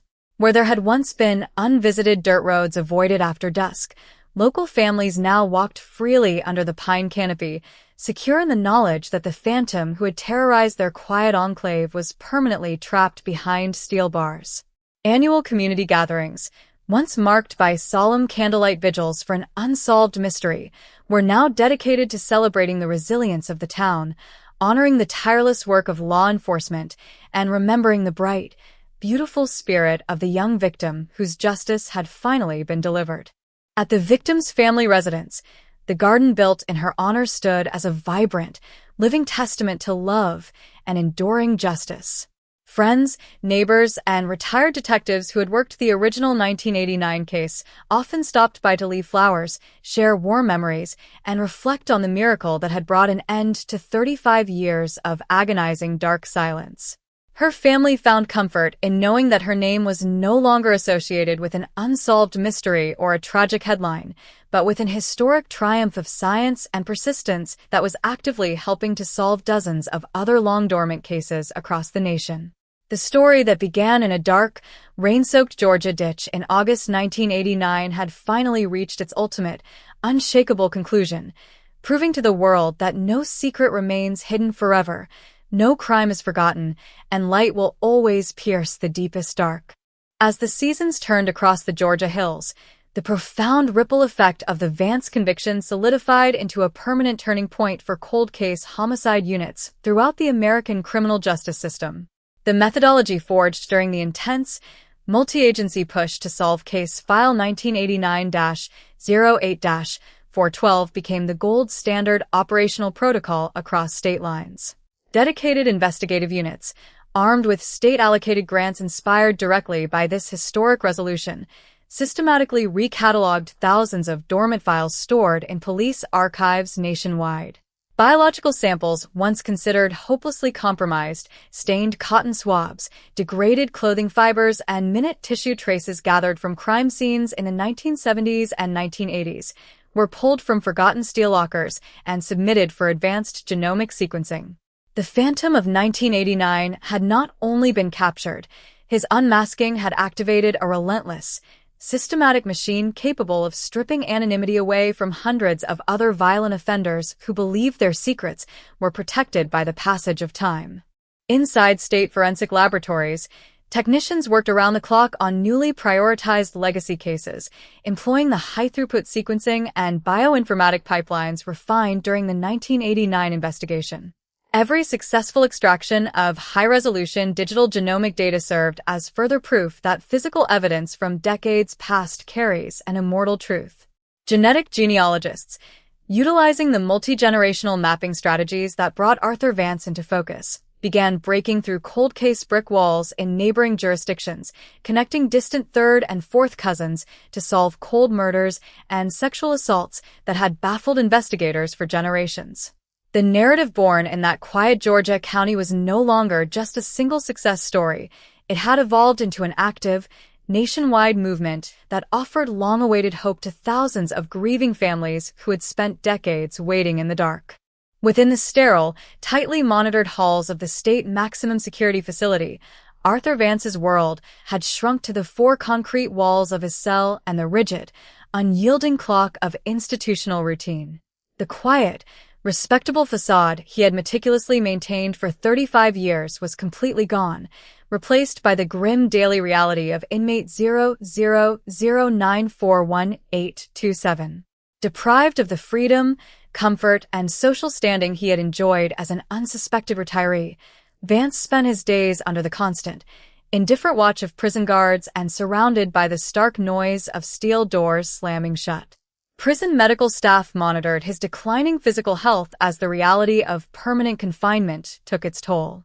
His downfall stood as an absolute, uncompromising reminder that no matter how seamlessly a predator integrates back into normal society, no matter how many decades he's spending pretending to be a law-abiding citizen, the bill for a violent crime will eventually come due.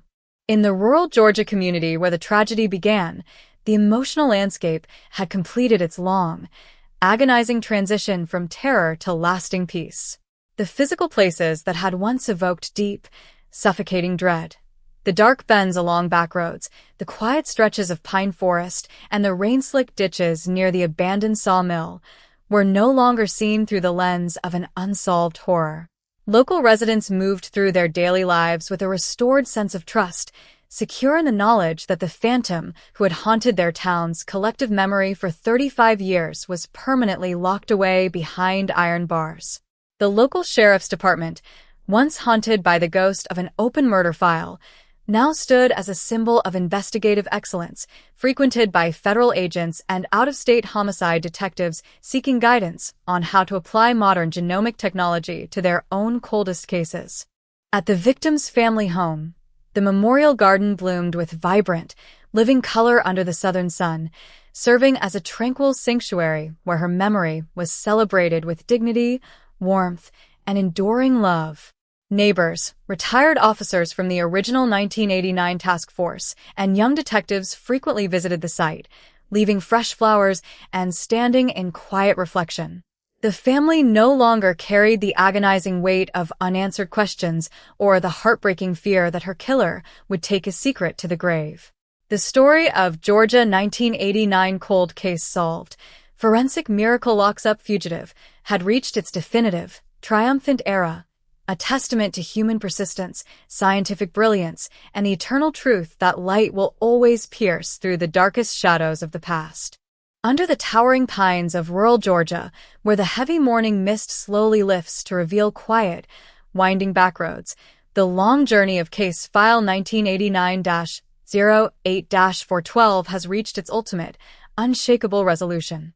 The 35-year darkness that once blanketed this county, a darkness born in the mud and red clay of a lonely drainage ditch on a humid August night in 1989, has been completely banished by the brilliant, piercing light of modern science and unyielding human persistence. What began as a terrifying crime scene shrouded in silence, primitive forensic limitations, and decades of suffocating cold case frustration ended with an absolute, single-source victory for justice.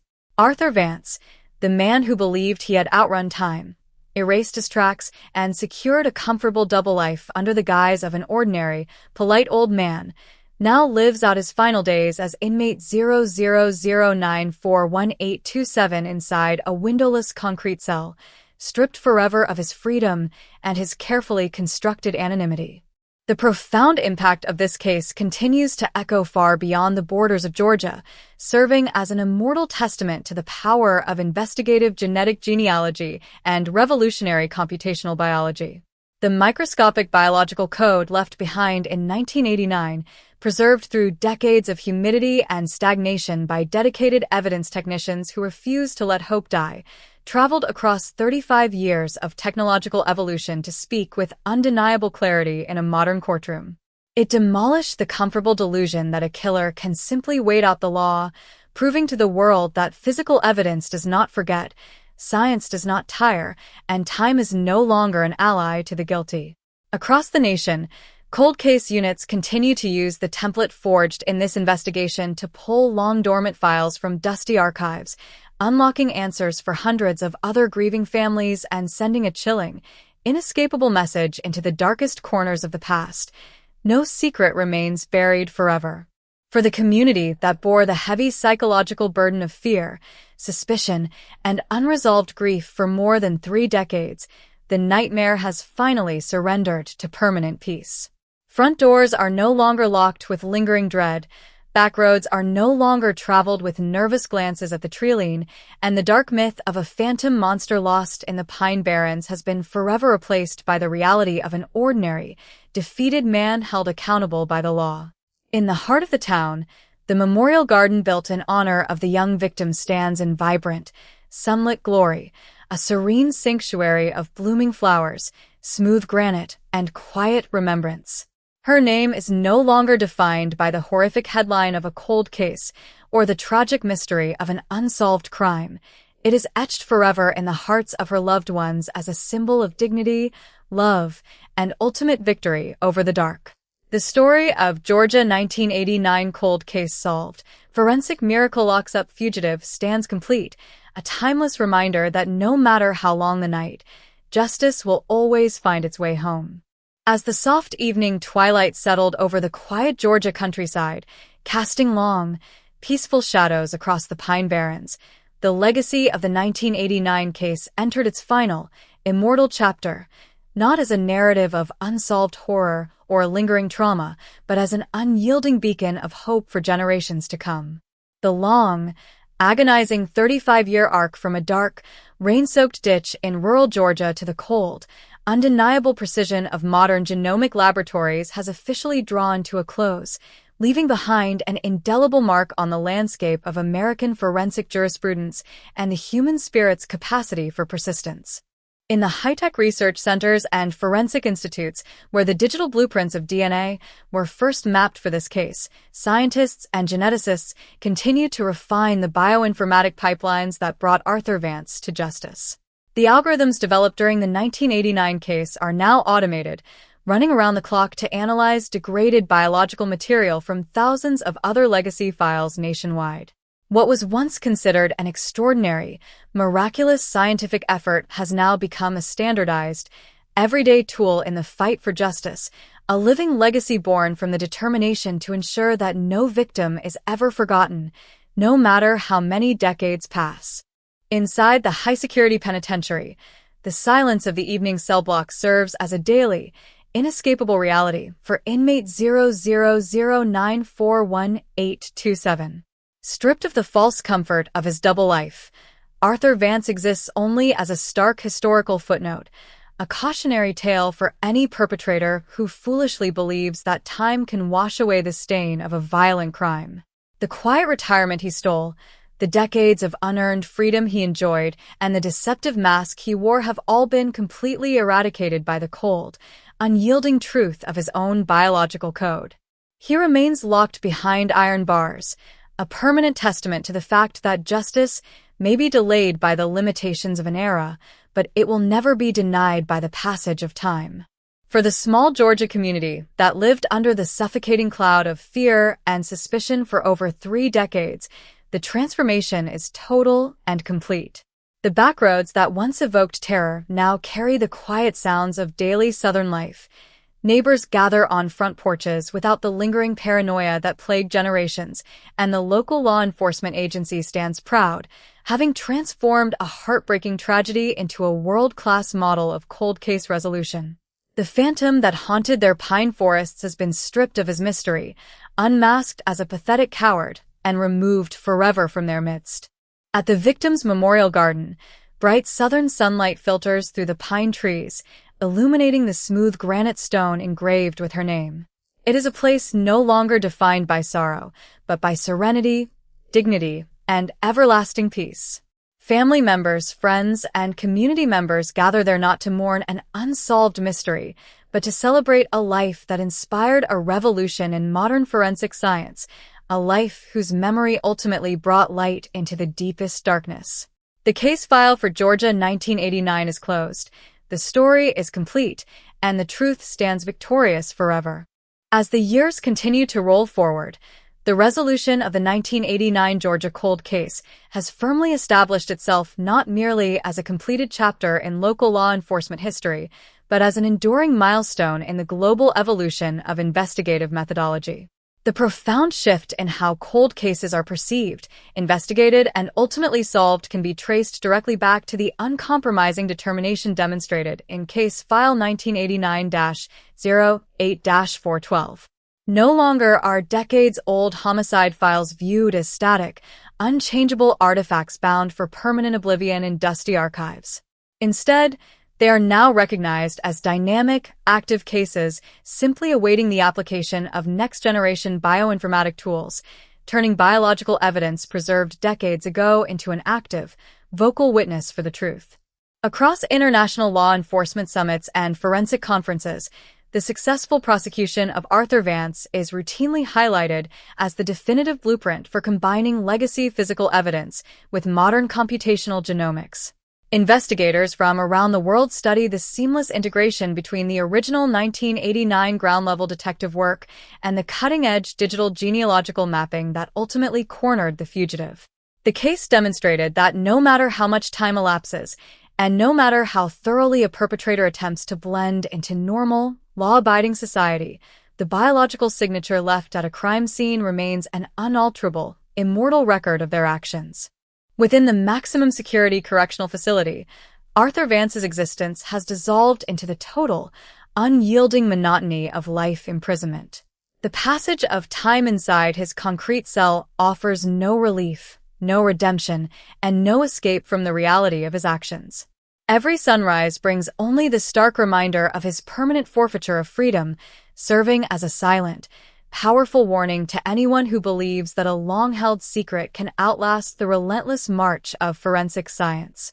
His double life, meticulously maintained across 35 years of unearned freedom, stands entirely shattered, replaced by the permanent, public record of his guilt. In the quiet Georgia town where the tragedy occurred, the deep emotional scars left by the events of August 1989 have fully transformed into a lasting legacy of resilience and unity. The collective trauma that once defined the community's identity has been replaced by a quiet, profound pride in their contribution to criminal justice history. The backroads and pine barrens, once shrouded in fear and dark urban legends, are now peaceful stretches of southern landscape where families live without fear, fully assured that the phantom who once haunted their town was brought into the light and locked away forever. At the victim's memorial garden, the soft morning light illuminates the vibrant flowers and pristine stone pathways, creating a sanctuary of quiet beauty and enduring remembrance. Friends, family, and visitors continue to gather in this peaceful space, honoring a life whose tragic loss ultimately catalyzed a revolution in the fight for justice. Her story is no longer a tale of unanswered grief or lingering darkness. It is a permanent testament to the triumph of truth, the power of science, and the unshakable certainty that light will always pierce through the deepest shadows of the past. Standing beneath the sprawling oak canopy of rural Georgia, where the gentle morning breeze carries the fresh scent of pine and red clay, the story of Case File 1989-08-412 stands as an unshakable monument to the eternal triumph of truth over time.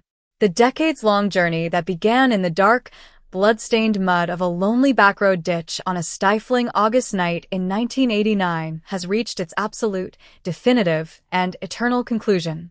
What was once a terrifying, unsolved mystery that paralyzed a community with fear, shattered a family's world, and baffled generations of dedicated homicide investigators has been forever transformed into a legendary victory for modern forensic science, human persistence, and relentless justice. The extraordinary resolution of this 35-year cold case continues to serve as an active, guiding light for law enforcement agencies across the globe. The revolutionary protocols developed during the effort to decode the microscopic, degraded DNA left behind by Arthur Vance have been permanently embedded into the foundation of modern criminal jurisprudence. Forensic institutes, investigative genetic genealogists, and homicide task forces routinely revisit the technical breakthroughs achieved in this case, using them as a masterclass in how computational genomics can pierce through decades of environmental decay to identify long-hidden predators. Every time a new cold case is solved using advanced DNA technology today, an echo of the Georgia 1989 investigation resonates through the laboratory, proving that no secret is safe from the relentless advance of scientific truth.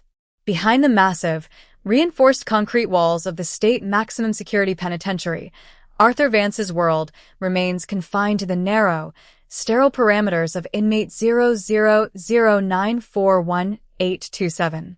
The quiet, respectable, and comfortable double life he spent 35 years constructing has been utterly eradicated, replaced by the unbreakable routine of close custody life. His age, his polite demeanor, and his decades of living as an unsuspected suburban neighbor offered him zero protection against the ultimate arrival of justice. In the quiet, windowless silence of his cell, he lives out his remaining days as a stark, living warning to any violent offender who believes that the passage of time guarantees impunity. Physical evidence does not decay into forgetfulness, science does not yield, and the long arm of the law will never stop reaching into the dark. For the resilient Georgia town that endured 35 long years under the heavy, suffocating weight of fear, suspicion, and unresolved grief, the peace that now fills the air is absolute and everlasting. The lingering paranoia that once forced neighbors to lock their doors early, double-check their windows, and view every unfamiliar vehicle with alarm has completely vanished into history. The dark, rural backroads that once evoked terrifying images of a phantom killer lurking in the pines are now traveled with confidence and security. The town has reclaimed its narrative, transforming a painful local tragedy into an inspirational story of community strength, legal triumph, and the unstoppable power of justice. At the victim's memorial garden, bright southern sunlight streams through the trees, casting a warm, serene glow across the blooming flowers and the smooth granite monument bearing her name. This sacred space stands no longer as a memorial to a tragic ending, but as a living sanctuary of dignity, remembrance, and everlasting love. Her family, friends, and community gather there in quiet peace, fully comforted by the knowledge that her story did not end in silence or defeat. The dark night of August 1989 has finally given way to a bright, eternal dawn, leaving behind a legacy that will forever remind the world that no crime is forgotten, no life is lost in vain, and truth will always pierce through the deepest darkness. Across the vast landscape of modern criminal justice, the legacy of Case File 1989-08-412 has achieved a permanent state of immortality, standing as the ultimate symbol of what happens when human resolve refuses to surrender to the passage of time. The 35-year arc from a dark Georgia ditch to a high-security prison cell continues to inspire new generations of forensic scientists, criminal investigators, and victim advocates who look to this case as the definitive proof that no cold case is ever truly beyond reach. The technical breakthroughs forged in the effort to unmask Arthur Vance have become the standard gold standard across forensic laboratories worldwide, providing a clear, reproducible pathway for extracting pristine genomic profiles from the most degraded and environmental-worn biological evidence imaginable. In university lecture halls and specialized law enforcement academies, the story of Georgia 1989 cold case solved, forensic miracle locks up fugitive is taught not just as a technical success, but as a moral mandate. Students of computational genomics, legal ethics, and investigative methodology study every single detail of the investigation, analyzing how public ancestral databases, high-throughput DNA sequencing, and traditional detective work converged to solve a mystery that had baffled an entire state for decades. The case serves as an enduring reminder to future prosecutors and detectives that their duty to seek truth does not expire with the retirement of an original investigator or the yellowing of a cardboard file folder, instilling a deep, permanent commitment to pursuing justice across generations. Inside the quiet, cold confines of the state maximum security facility, Arthur Vance exists only as an isolated relic of a defeated past. Inmate 000941827 spends his remaining days surrounded by concrete and steel, completely cut off from the quiet, comfortable life he had spent 35 years enjoying at the expense of his victim's stolen future. The illusion of safety he constructed during his decades as a polite, quiet neighbor has been completely dismantled, replaced by the permanent reality of a life sentence without the possibility of parole. His story remains a stark, terrifying warning to perpetrators everywhere. No matter how many years you manage to hide, no matter how quiet a life you build, the truth will eventually catch up, and the debt for your actions will be paid in full. In the quiet Georgia town where the dark journey began, the restoration of peace is total and unwavering. The heavy dread that once hung over the pine barrens and backroads on hot August nights has been completely replaced by a deep sense of security and collective pride. Residents walk through their town knowing that their community stood strong through 35 years of uncertainty, supported the tireless efforts of law enforcement, and ultimately witnessed a historic triumph of justice. The local sheriff's office continues to honor the legacy of this case by maintaining an active, cutting-edge cold case division, ensuring that every unsolved crime within their county receives the same relentless, science-driven dedication that brought Arthur Vance into the light. At the victim's memorial garden, the soft light of evening filters through the pine trees, illuminating the vibrant flowers and smooth granite pathways that honor her memory.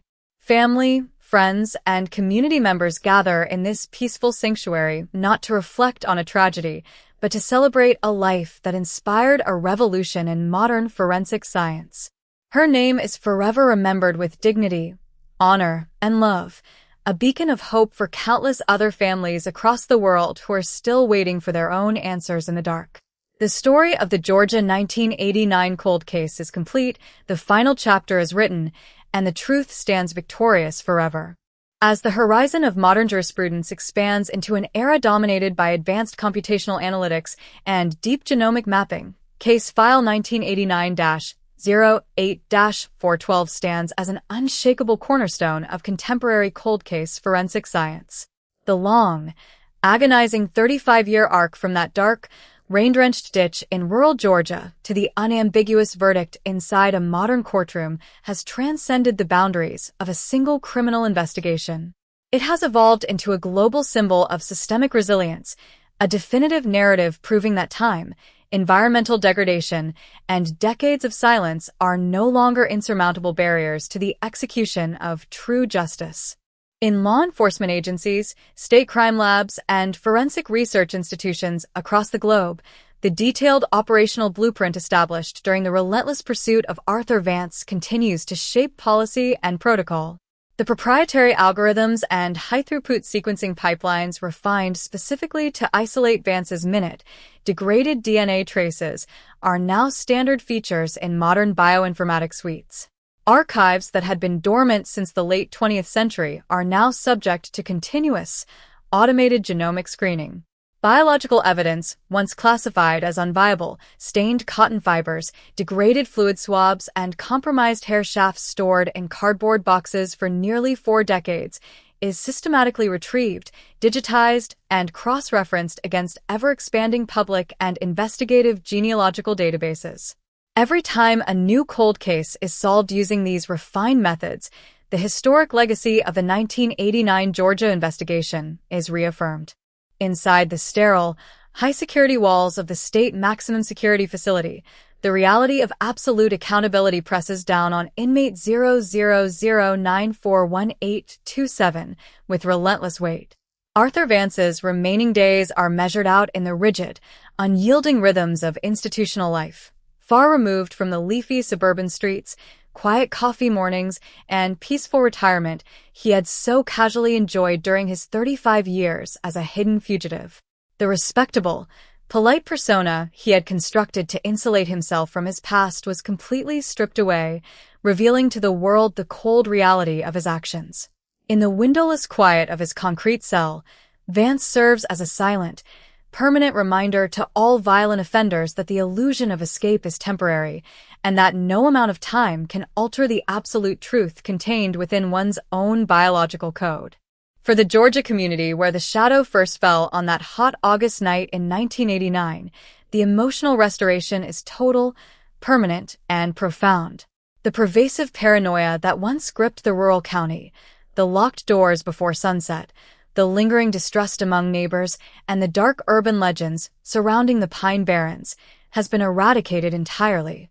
The winding backroads and quiet timber trails are no longer viewed through the lens of unresolved horror, but as peaceful stretches of southern countryside restored to the people who call them home. The local law enforcement department, which bore the heavy weight of an open murder file across 2 generations of officers, now stands as a premier example of investigative excellence, routinely hosting regional symposiums on how to leverage investigative genetic genealogy to close legacy cold cases. At the victim's memorial garden, bright morning light filters through the pine canopy, illuminating the pristine granite marker surrounded by seasonal blooms. The space has completely shed its original atmosphere of lingering grief, standing instead as a serene sanctuary of reflection, dignity, and enduring love. Family members, original investigators who refuse to abandon the file, and young detectives seeking inspiration regularly gather at the site to pay their respects. Her story no longer ends in the dark clay of a rural ditch. It lives on as a revolutionary milestone in the fight for justice, a timeless testament to human resolve, scientific brilliance, and the unshakable truth that no matter how deep the night, the light will always find its way. Across the vast landscape of modern legal history and computational forensics, the enduring significance of Case File 1989-08-412 has reached a state of permanent, monumental stature. The long, agonizing 35-year arc that began in the blood-stained mud of a rural Georgia drainage ditch and culminated in the absolute unmasking of Arthur Vance has fundamentally re-engineered the mechanics of legacy homicide investigations nationwide. What was once viewed as an isolated forensic triumph has solidified into a foundational pillar of modern criminal justice, proving beyond all doubt that time is no longer a protective shield for those who commit violent acts and retreat into the quiet comfort of ordinary life. In high-tech genomic laboratories, law enforcement academies, and international forensic summits, the operational template developed during the final, decisive phase of the 1989 Georgia investigation is studied with meticulous care. The advanced bioinformatic pipelines and high-throughput sequencing protocols specifically refined to extract pristine genetic profiles from severely degraded, late 20th century biological samples are now standard operational tools. Across the United States, cold case units equipped with state and federal grants, directly inspired by the historic resolution of this case, continue to systematically purge their archives of lingering uncertainty. Cardboard evidence boxes that had gathered dust for 40 years in remote storage lockers are opened with newfound confidence as technicians extract microscopic traces of physical evidence to challenge the long-held anonymity of hundreds of forgotten perpetrators.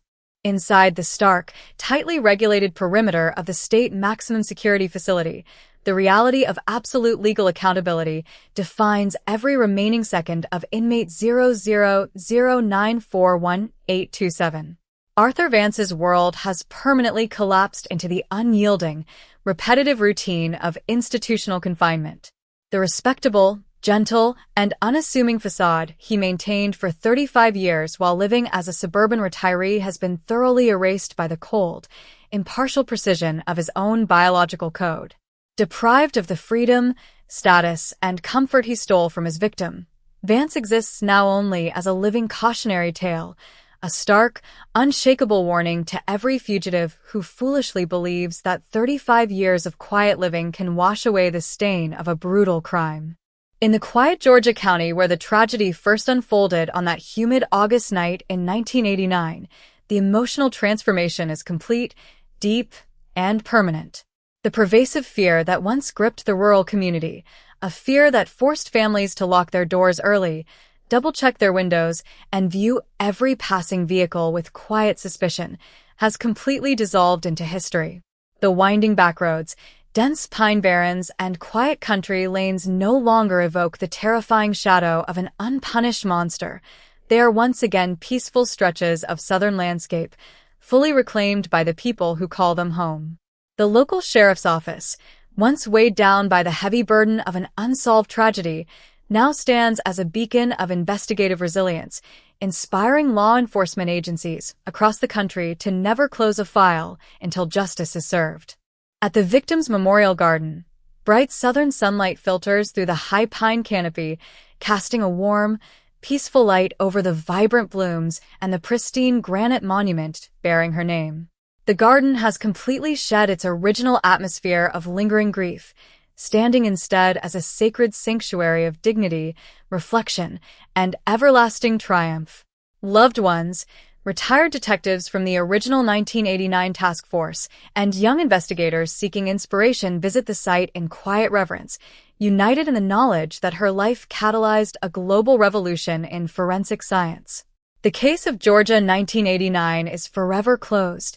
The ultimate price has been extracted, and the truth stands victorious for all eternity.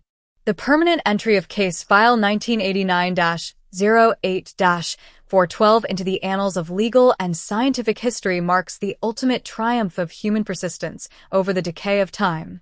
Across the global landscape of modern jurisprudence, the 35-year journey from a rain-slick, blood-stained Georgia ditch to the unyielding, single-source conviction of Arthur Vance stands as the definitive proof that no crime is beyond the reach of truth. The multi-generational investigative push that brought down inmate 0009412827 did not merely close a legacy homicide file. It fundamentally redefined the boundaries of modern forensic science, establishing an immortal standard for how computational genomics, investigative genetic genealogy, and traditional detective work can converge to strip away the false security of hidden perpetrators. In forensic institutes, state crime laboratories, and law enforcement academies worldwide, the advanced bioinformatic pipelines developed to decode Vance's severely degraded DNA are now embedded as foundational operational doctrine. Legacy cold cases that had been cataloged as permanently unsolvable in the 1970s and 1980s are continually submitted to these refined digital sequencing platforms. Biological samples stored in forgotten evidence boxes across the country, microscopic fluid traces, degraded textile fibers, and compromised hair follicles are routinely converted into high-resolution genomic data. Every time another long-dormant case breaks wide open using these techniques, the ripple effect of the 1989 Georgia breakthrough reaches out across time, delivering long-awaited answers to grieving families who had lost all hope in the dark. Inside the sterile, concrete perimeter of the state maximum security facility, Arthur Vance lives out his remaining days in total, inescapable isolation from the world he once moved through with complete impunity. Stripped of his freedom, his polite suburban facade, and the comfortable retirement he stole at the expense of his victim's life, Vance exists only as a stark historical warning to violent offenders everywhere. The cold, unyielding reality of his life sentence reinforces a clear, timeless message. Time does not grant immunity. science does not yield to age, and no matter how many decades a killer hides behind the mask of a quiet, respectable citizen, the bill for a violent crime will eventually be paid in full. In the quiet Georgia county, where the tragedy first shattered the peace on that humid August night in 1989, the emotional healing is complete, enduring, and total. The pervasive fear that once shadowed the community, the locked doors before sunset, the lingering paranoia along country roads, and the heavy sorrow of an open murder file, has been completely banished into history. The winding back roads, dense pine barrens, and rural intersections are no longer viewed through the lens of an unresolved horror. They are once again peaceful stretches of southern countryside, restored entirely to the community. The local sheriff's department, which preserved the biological evidence across 2 generations of officers, now stands as a proud national symbol of investigative integrity and scientific innovation. At the Victims' Memorial Garden, the soft light of the setting sun filters through the high pine canopy, illuminating the vibrant flowers and the pristine granite monument bearing her name. The space stands no longer as a memorial to a tragic loss, but as an eternal sanctuary of dignity, peace, and absolute victory. Friends, family, retired investigators, and members of the community gather there in quiet reflection, comforted by the unshakable certainty that her life catalyzed a revolutionary movement in criminal justice that continues to save lives and solve cold cases across the world. The story of Georgia 1989 cold case solved, forensic miracle locks up fugitive is complete, the final word is written, and the truth stands triumphant forever. As the final chapters of modern forensic history continue to be written, Case File 1989-08-412 maintains its position as the ultimate testament to what can be achieved when human tenacity aligns with cutting-edge genomic science.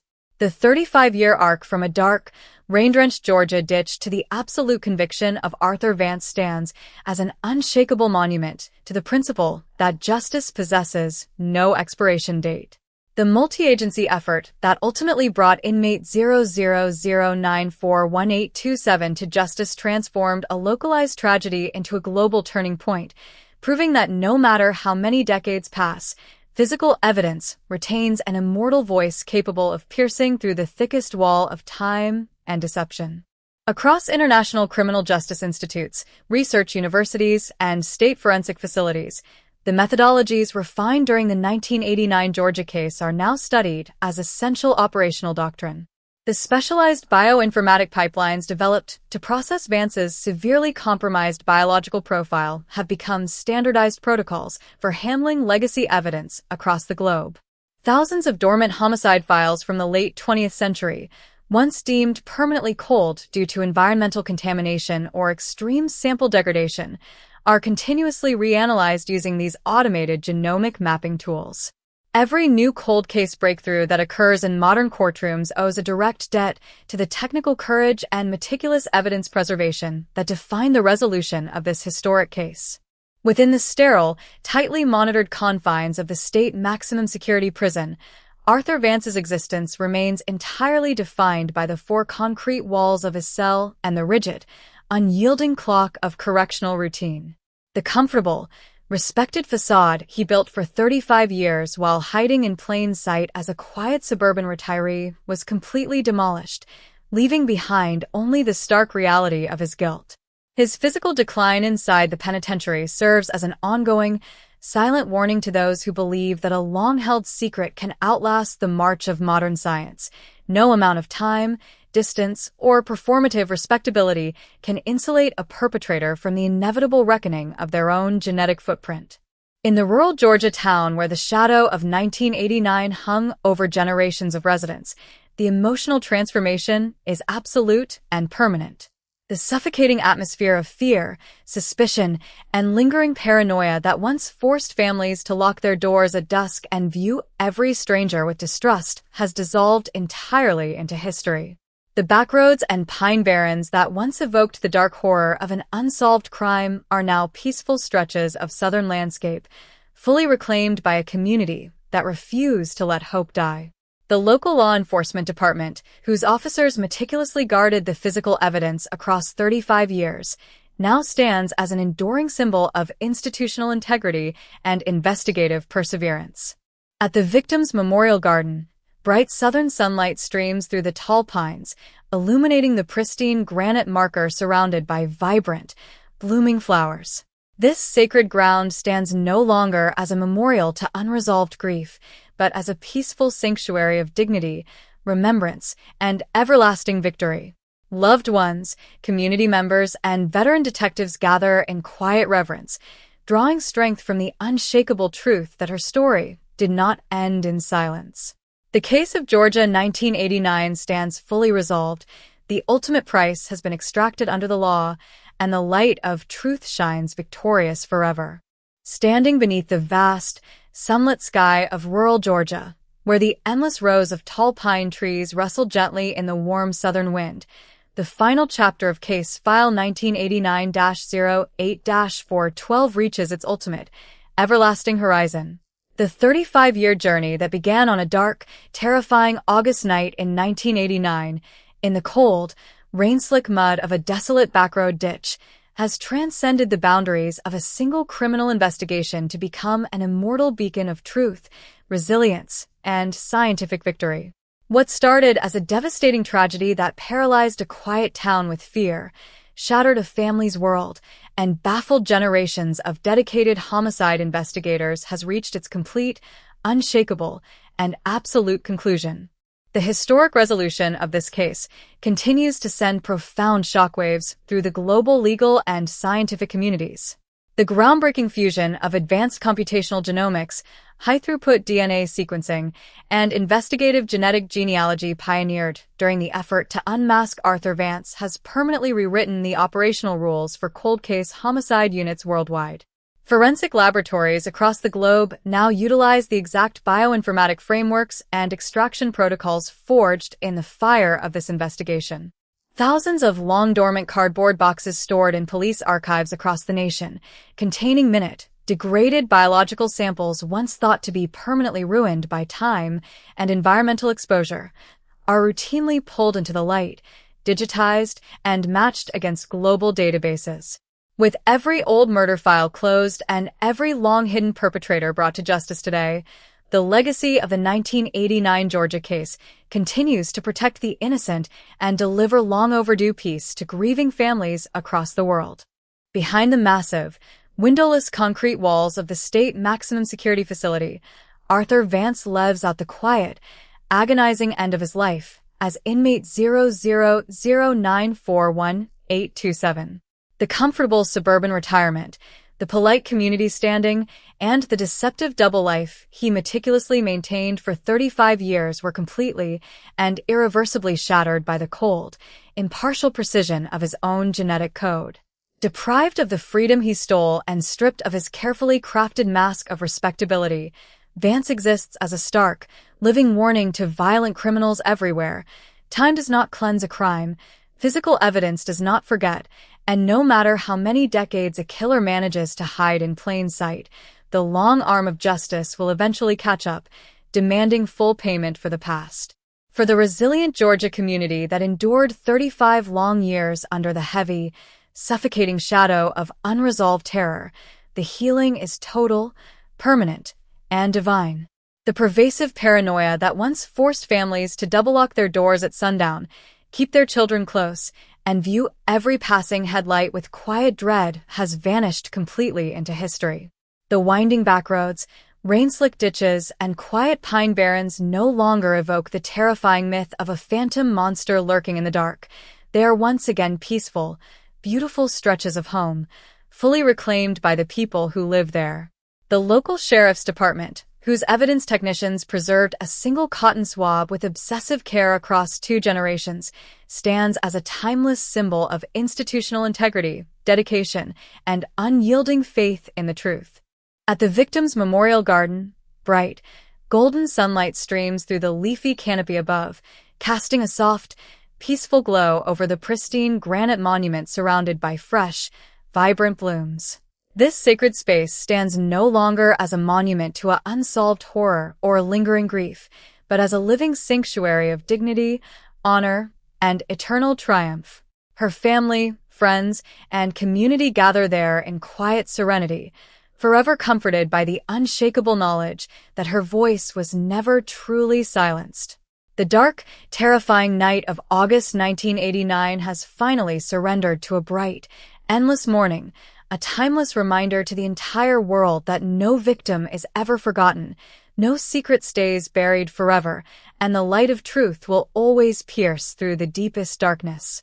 As the years continue to pass, the enduring resonance of Case File 1989-08-412 has established itself as an unshakable monument in the annals of modern jurisprudence, demonstrating that no matter how deep a secret is buried by time, the truth possesses an immortal voice. The 35-year trajectory from a rain-drenched Georgia drainage ditch to the definitive conviction of Arthur Vance stands as a landmark victory for human persistence, investigative ethics, and scientific innovation. What began as a terrifying mystery shrouded in rural isolation has matured into the gold standard reference point for cold case homicide units and forensic laboratories worldwide. Across international law enforcement summits, academic institutions, and federal investigative academies, the multi-generational effort that brought down inmate 000941827 is taught as a masterclass in comprehensive justice. The bioinformatic algorithms and high-throughput genomic sequencing pipelines refined specifically to isolate Vance's degraded DNA traces are now standard components of global forensic protocols. Archived case files from the late 20th century, once categorized as permanently unsolvable due to environmental degradation or minute sample sizes, are systematically re-examined using these advanced digital methodologies. Every time a new cold case is solved using investigative genetic genealogy, the groundbreaking legacy of the 1989 Georgia investigation is reaffirmed, offering long-awaited answers to families who had spent decades waiting in the dark. Inside the stark, tightly monitored perimeter of the state maximum security prison, Arthur Vance's world remains confined to the four walls of his concrete cell and the rigid, unyielding clock of institutional routine. The comfortable, respected facade he maintained for 35 years while living as a suburban retiree was completely dismantled by the cold, impartial evidence of his own genetic code.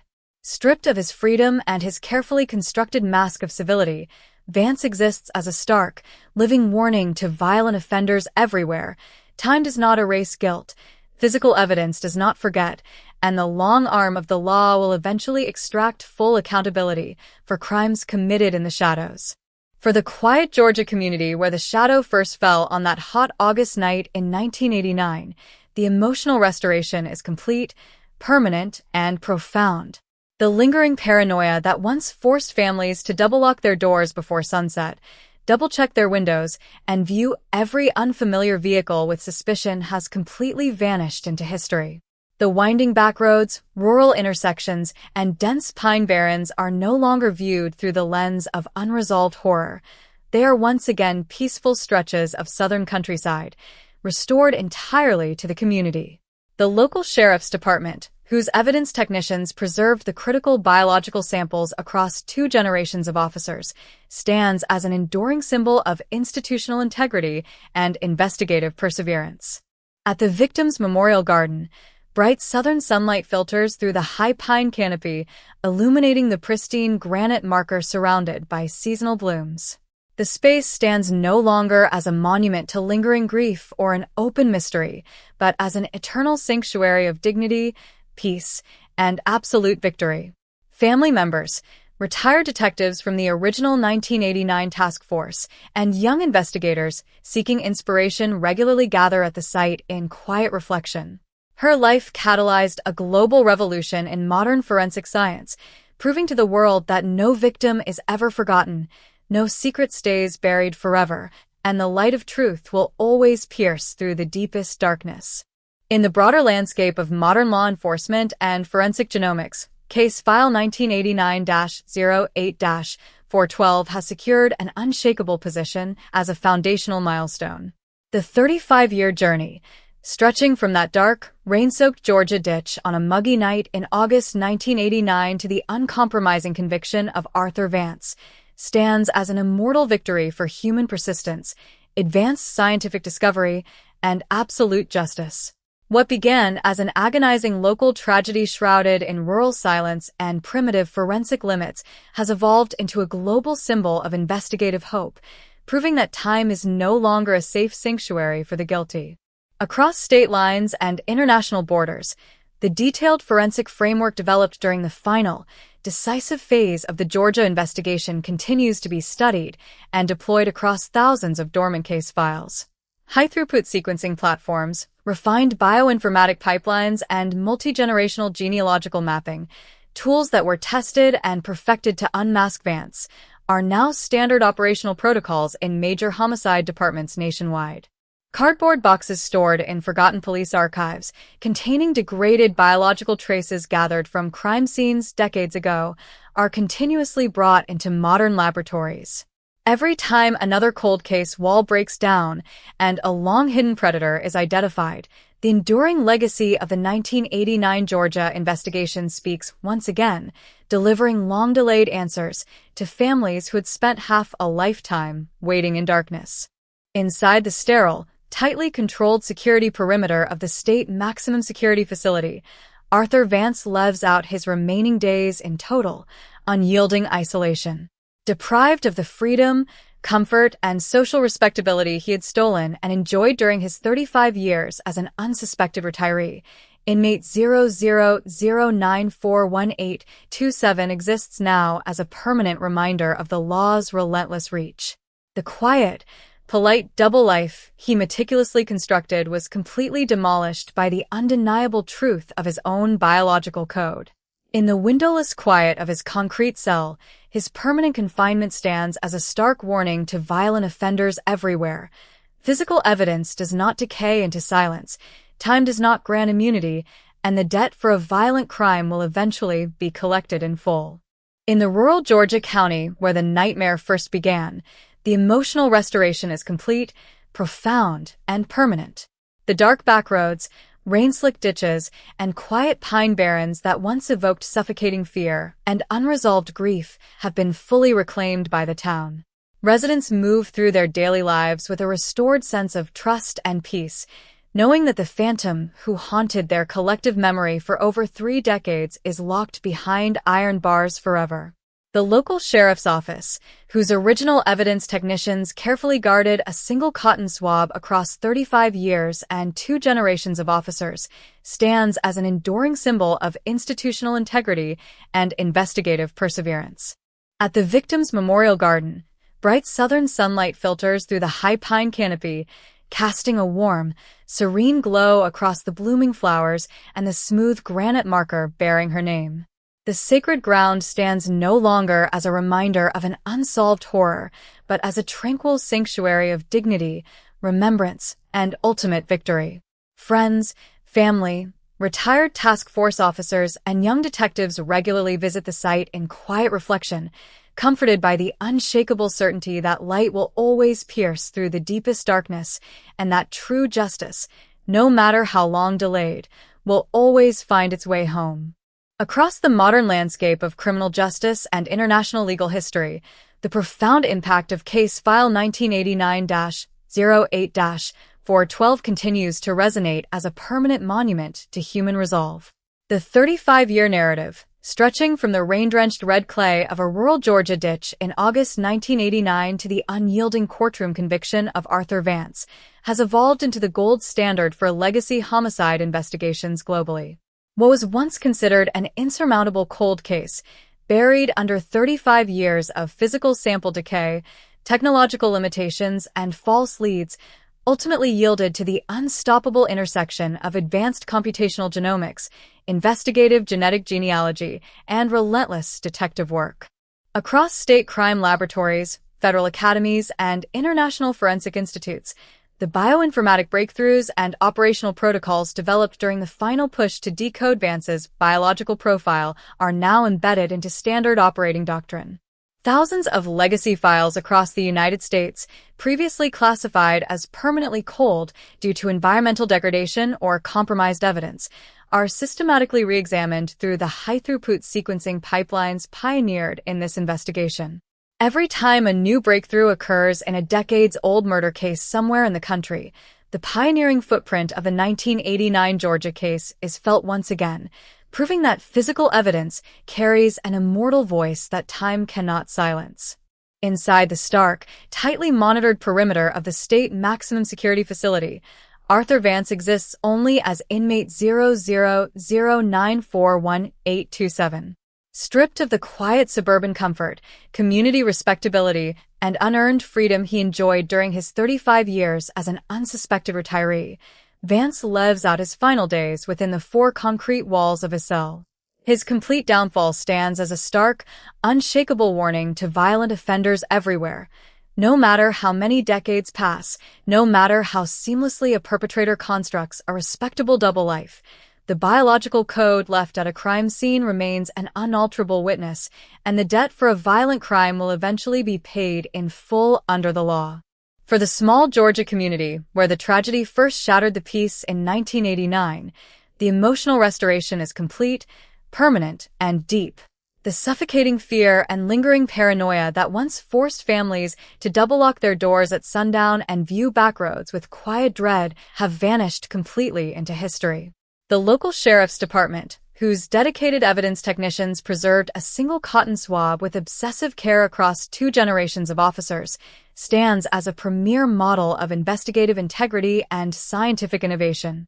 At the victim's memorial garden, bright southern sunlight streams through the high pine canopy, casting a warm, serene glow across the blooming flowers and the pristine granite monument bearing her name.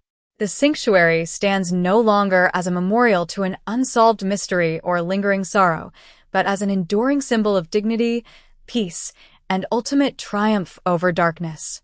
Loved ones, community members, and veteran detectives gather there in quiet reflection, forever comforted by the unshakable truth that no life is forgotten, no secret stays buried forever, and justice will always find its way home. The final, majestic chapter of Case File 1989-08-412 has cemented its place not just in the records of Georgia law enforcement, but as a permanent, shining light across the entire spectrum of global forensic science and human history. The 35-year journey that began on that dark, rain-soaked night in August 1989, when a quiet rural ditch became the scene of an unbearable tragedy, has reached its total, absolute, and unshakable conclusion. The long shadow that once hung over the pine forests, backroads, and homes of this county has been completely swept away, replaced by an eternal dawn of truth, justice, and profound peace. What was once an agonizing, unsolved mystery has become the world's definitive blueprint for how modern scientific brilliance, paired with an unwavering refusal to surrender to time, can conquer the deepest darkness. Across high-tech forensic laboratories, international legal summits, and law enforcement training academies around the globe, the lessons born from the Georgia 1989 investigation continue to reshape the future of justice. The groundbreaking methodologies developed during the relentless push to decode Arthur Vance's degraded DNA, combining high-throughput genomic sequencing, advanced computational bioinformatic pipelines, and multi-generational investigative genetic genealogy, are now the gold standard embedded into law enforcement doctrine nationwide. Legacy evidence lockers across the world, once considered quiet graveyards for unsolved cases, have been transformed into active gateways for truth. Microscopic biological traces collected in the 1970s and 1980s are systematically pulled from storage, digitized, and cross-referenced against expanding genetic databases. Every time a new cold case is solved and another long-hidden fugitive is brought to justice, the legacy of the Georgia 1989 case speaks again, offering hope to thousands of grieving families who had spent decades waiting in the dark. Behind the massive, windowless concrete walls of the state maximum security facility, Arthur Vance lives out his remaining days in the total, inescapable reality of his sentence as inmate 000941. 827. The quiet suburban home, the polite community standing, and the comfortable double life he spent 35 years constructing under false pretenses were completely and permanently destroyed by the cold, impartial precision of his own genetic footprint. Deprived of the freedom he stole and stripped of his mask of civility, Vance stands as a stark, living warning to violent predators everywhere. Physical evidence does not forget, science does not yield to age, and no matter how many decades a killer manages to hide in plain sight, the long arm of the law will eventually reach into the shadows and demand full payment for the past.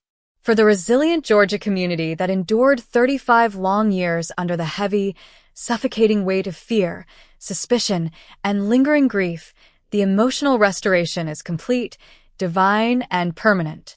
The pervasive fear that once forced families to double-lock their doors before sunset, check their windows, and look at quiet backroads with alarm has vanished completely into history. The winding country lanes, pine barrens, and rural intersections no longer evoke the terrifying myth of an unpunished monster. They are once again peaceful, beautiful stretches of southern countryside, fully reclaimed by the people who call them home. The local sheriff's department, whose evidence technicians carefully preserved a single cotton swab with obsessive dedication across 2 generations of officers, stands proud as an enduring national symbol of institutional integrity and investigative brilliance. At the victim's memorial garden, bright southern sunlight streams through the high pine canopy, casting a warm, peaceful glow across the vibrant blooming flowers and the pristine granite monument bearing her name. This sacred sanctuary stands no longer as a memorial to an unsolved tragedy or lingering sorrow, but as a living testament to dignity, honor, and ultimate victory over the dark. Her family, friends, retired detectives from the original 1989 task force, and young investigators seeking inspiration gather there in quiet serenity, forever comforted by the unshakable truth that her story did not end in defeat. The long, dark night of August 1989 has finally given way to a permanent, sunlit morning, a timeless reminder to the world that no victim is ever forgotten, no secret stays buried forever, and the light of truth will always pierce through the deepest darkness. The epic story of Case File 1989-08-412 reaches its majestic, ultimate crescendo, etching itself into the history of modern criminal justice as an immortal victory for human resolve and scientific innovation. The 35-year journey that began on a dark, rain-soaked Georgia backroad in August 1989, when a quiet rural community was shattered by an unimaginable act of violence, has concluded with absolute, unshakable finality. The lingering shadows that once darkened the southern pine forests have been completely swept away by the bright, unyielding light of truth. What started as an agonizing cold case that stumped generations of dedicated homicide investigators has evolved into the world's premier benchmark for forensic genomic methodology and investigative excellence. Across global law enforcement academies, forensic research institutes, and international justice summits, the multi-decade pursuit that unmasked Arthur Vance serves as the gold standard for legacy homicide investigations. The groundbreaking bioinformatic pipelines, high-throughput DNA sequencing protocols, and investigative genetic genealogy methodologies refined during the final push to crack Vance's genetic profile are now embedded in standard operating procedure worldwide. Across the globe, police departments are opening long-dormant case files from the late 20th century, files once considered permanently cold due to environmental degradation or minute sample sizes, and subjecting them to the very techniques forged in the Georgia 1989 investigation. Every time another decades-old murder is solved today, the legacy of this case speaks again, offering long-awaited peace to families who had spent half a lifetime in darkness.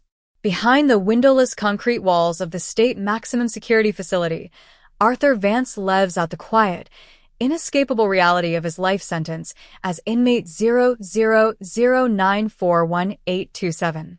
The comfortable suburban retirement, the polite community standing, and the deceptive double life he maintained for 35 years while hiding in plain sight were utterly demolished by the cold, impartial precision of his own DNA. Stripped of his freedom and his mask of respectability, Vance exists as a living warning to perpetrators everywhere. Time does not cleanse a crime, physical evidence does not decay into silence, and no matter how many decades pass, the long arm of justice will eventually reach into the shadows and demand full payment under the law. For the resilient Georgia community that endured 35 long years under the heavy, suffocating shadow of unresolved fear and grief, the emotional restoration is complete, permanent, and profound.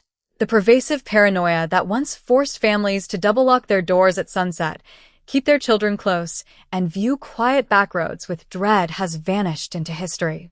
The winding country lanes and pine barrens are no longer viewed through the lens of horror. They are once again peaceful, beautiful stretches of home, fully reclaimed by the people who live there.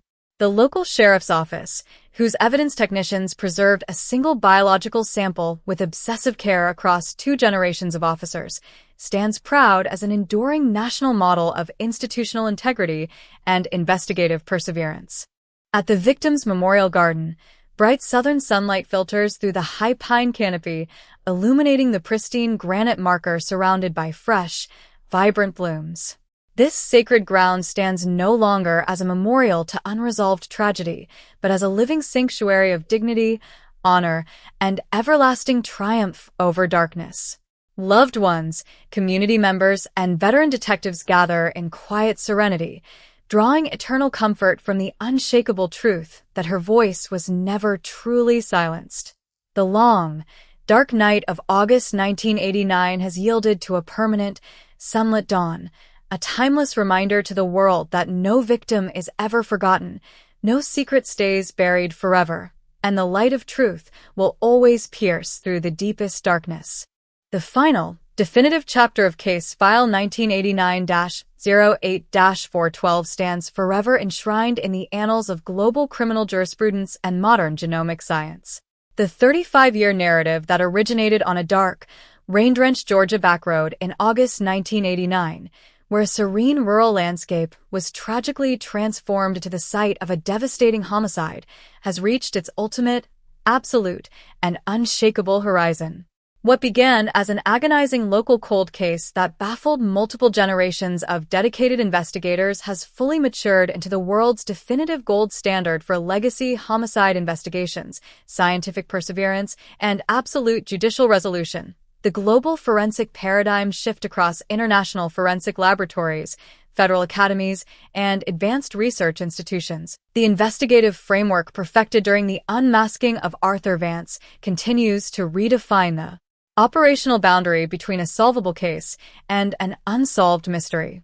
The bioinformatic algorithms, high-throughput genomic sequencing pipelines, and multi-generational genealogical mapping techniques forged specifically to overcome 35 years of environmental degradation have been codified into standard global protocol. Legacy evidence archives across the world, once viewed as quiet repositories of unresolved sorrow, are now vibrant gateways to overdue justice. Microscopic, severely degraded biological samples gathered from crime scenes in the 1970s, 1980s, and 1990s are routinely pulled from storage and subjected to the precise extraction methods pioneered in this historic Georgia investigation. With every dormant murder file closed and every long-hidden perpetrator brought to justice across distant jurisdictions today, the immortal scientific legacy of Case File 1989-08-412 echoes once more, delivering long-awaited peace to families who had spent decades waiting in darkness. Forensic Epic Methodology and Evidence Handling Resolution Horizon 1989. Original Investigation. Standard Serology. Primitive ABO Blood Grouping. Manual Tire/Boot Impression Analysis. Cold Case Stagnation Mid-2000s. Intermediate Effort. Standard STR, Short Tandem Repeat, Profiling, Insufficient/Degraded DNA Yields Non-Matches, Unsolved/Locked in Storage Modern Era, Breakthrough, High-Throughput Genomic Sequencing, Bioinformatic SNP Mapping, Investigative Genetic Genealogy, IgG.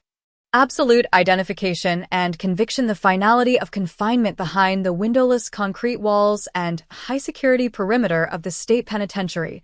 Arthur Vance lives out the quiet, inescapable reality of his life sentence as Inmate 0009418827.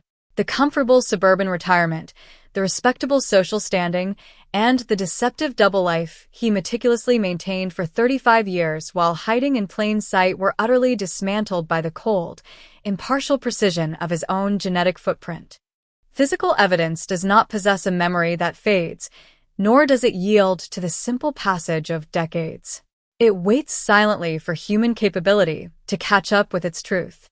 Stripped of his unearned freedom and his carefully constructed mask of suburban respectability, Vance exists as a stark, living warning to violent offenders across the globe. Time does not cleanse a crime. Biological evidence does not decay into silence.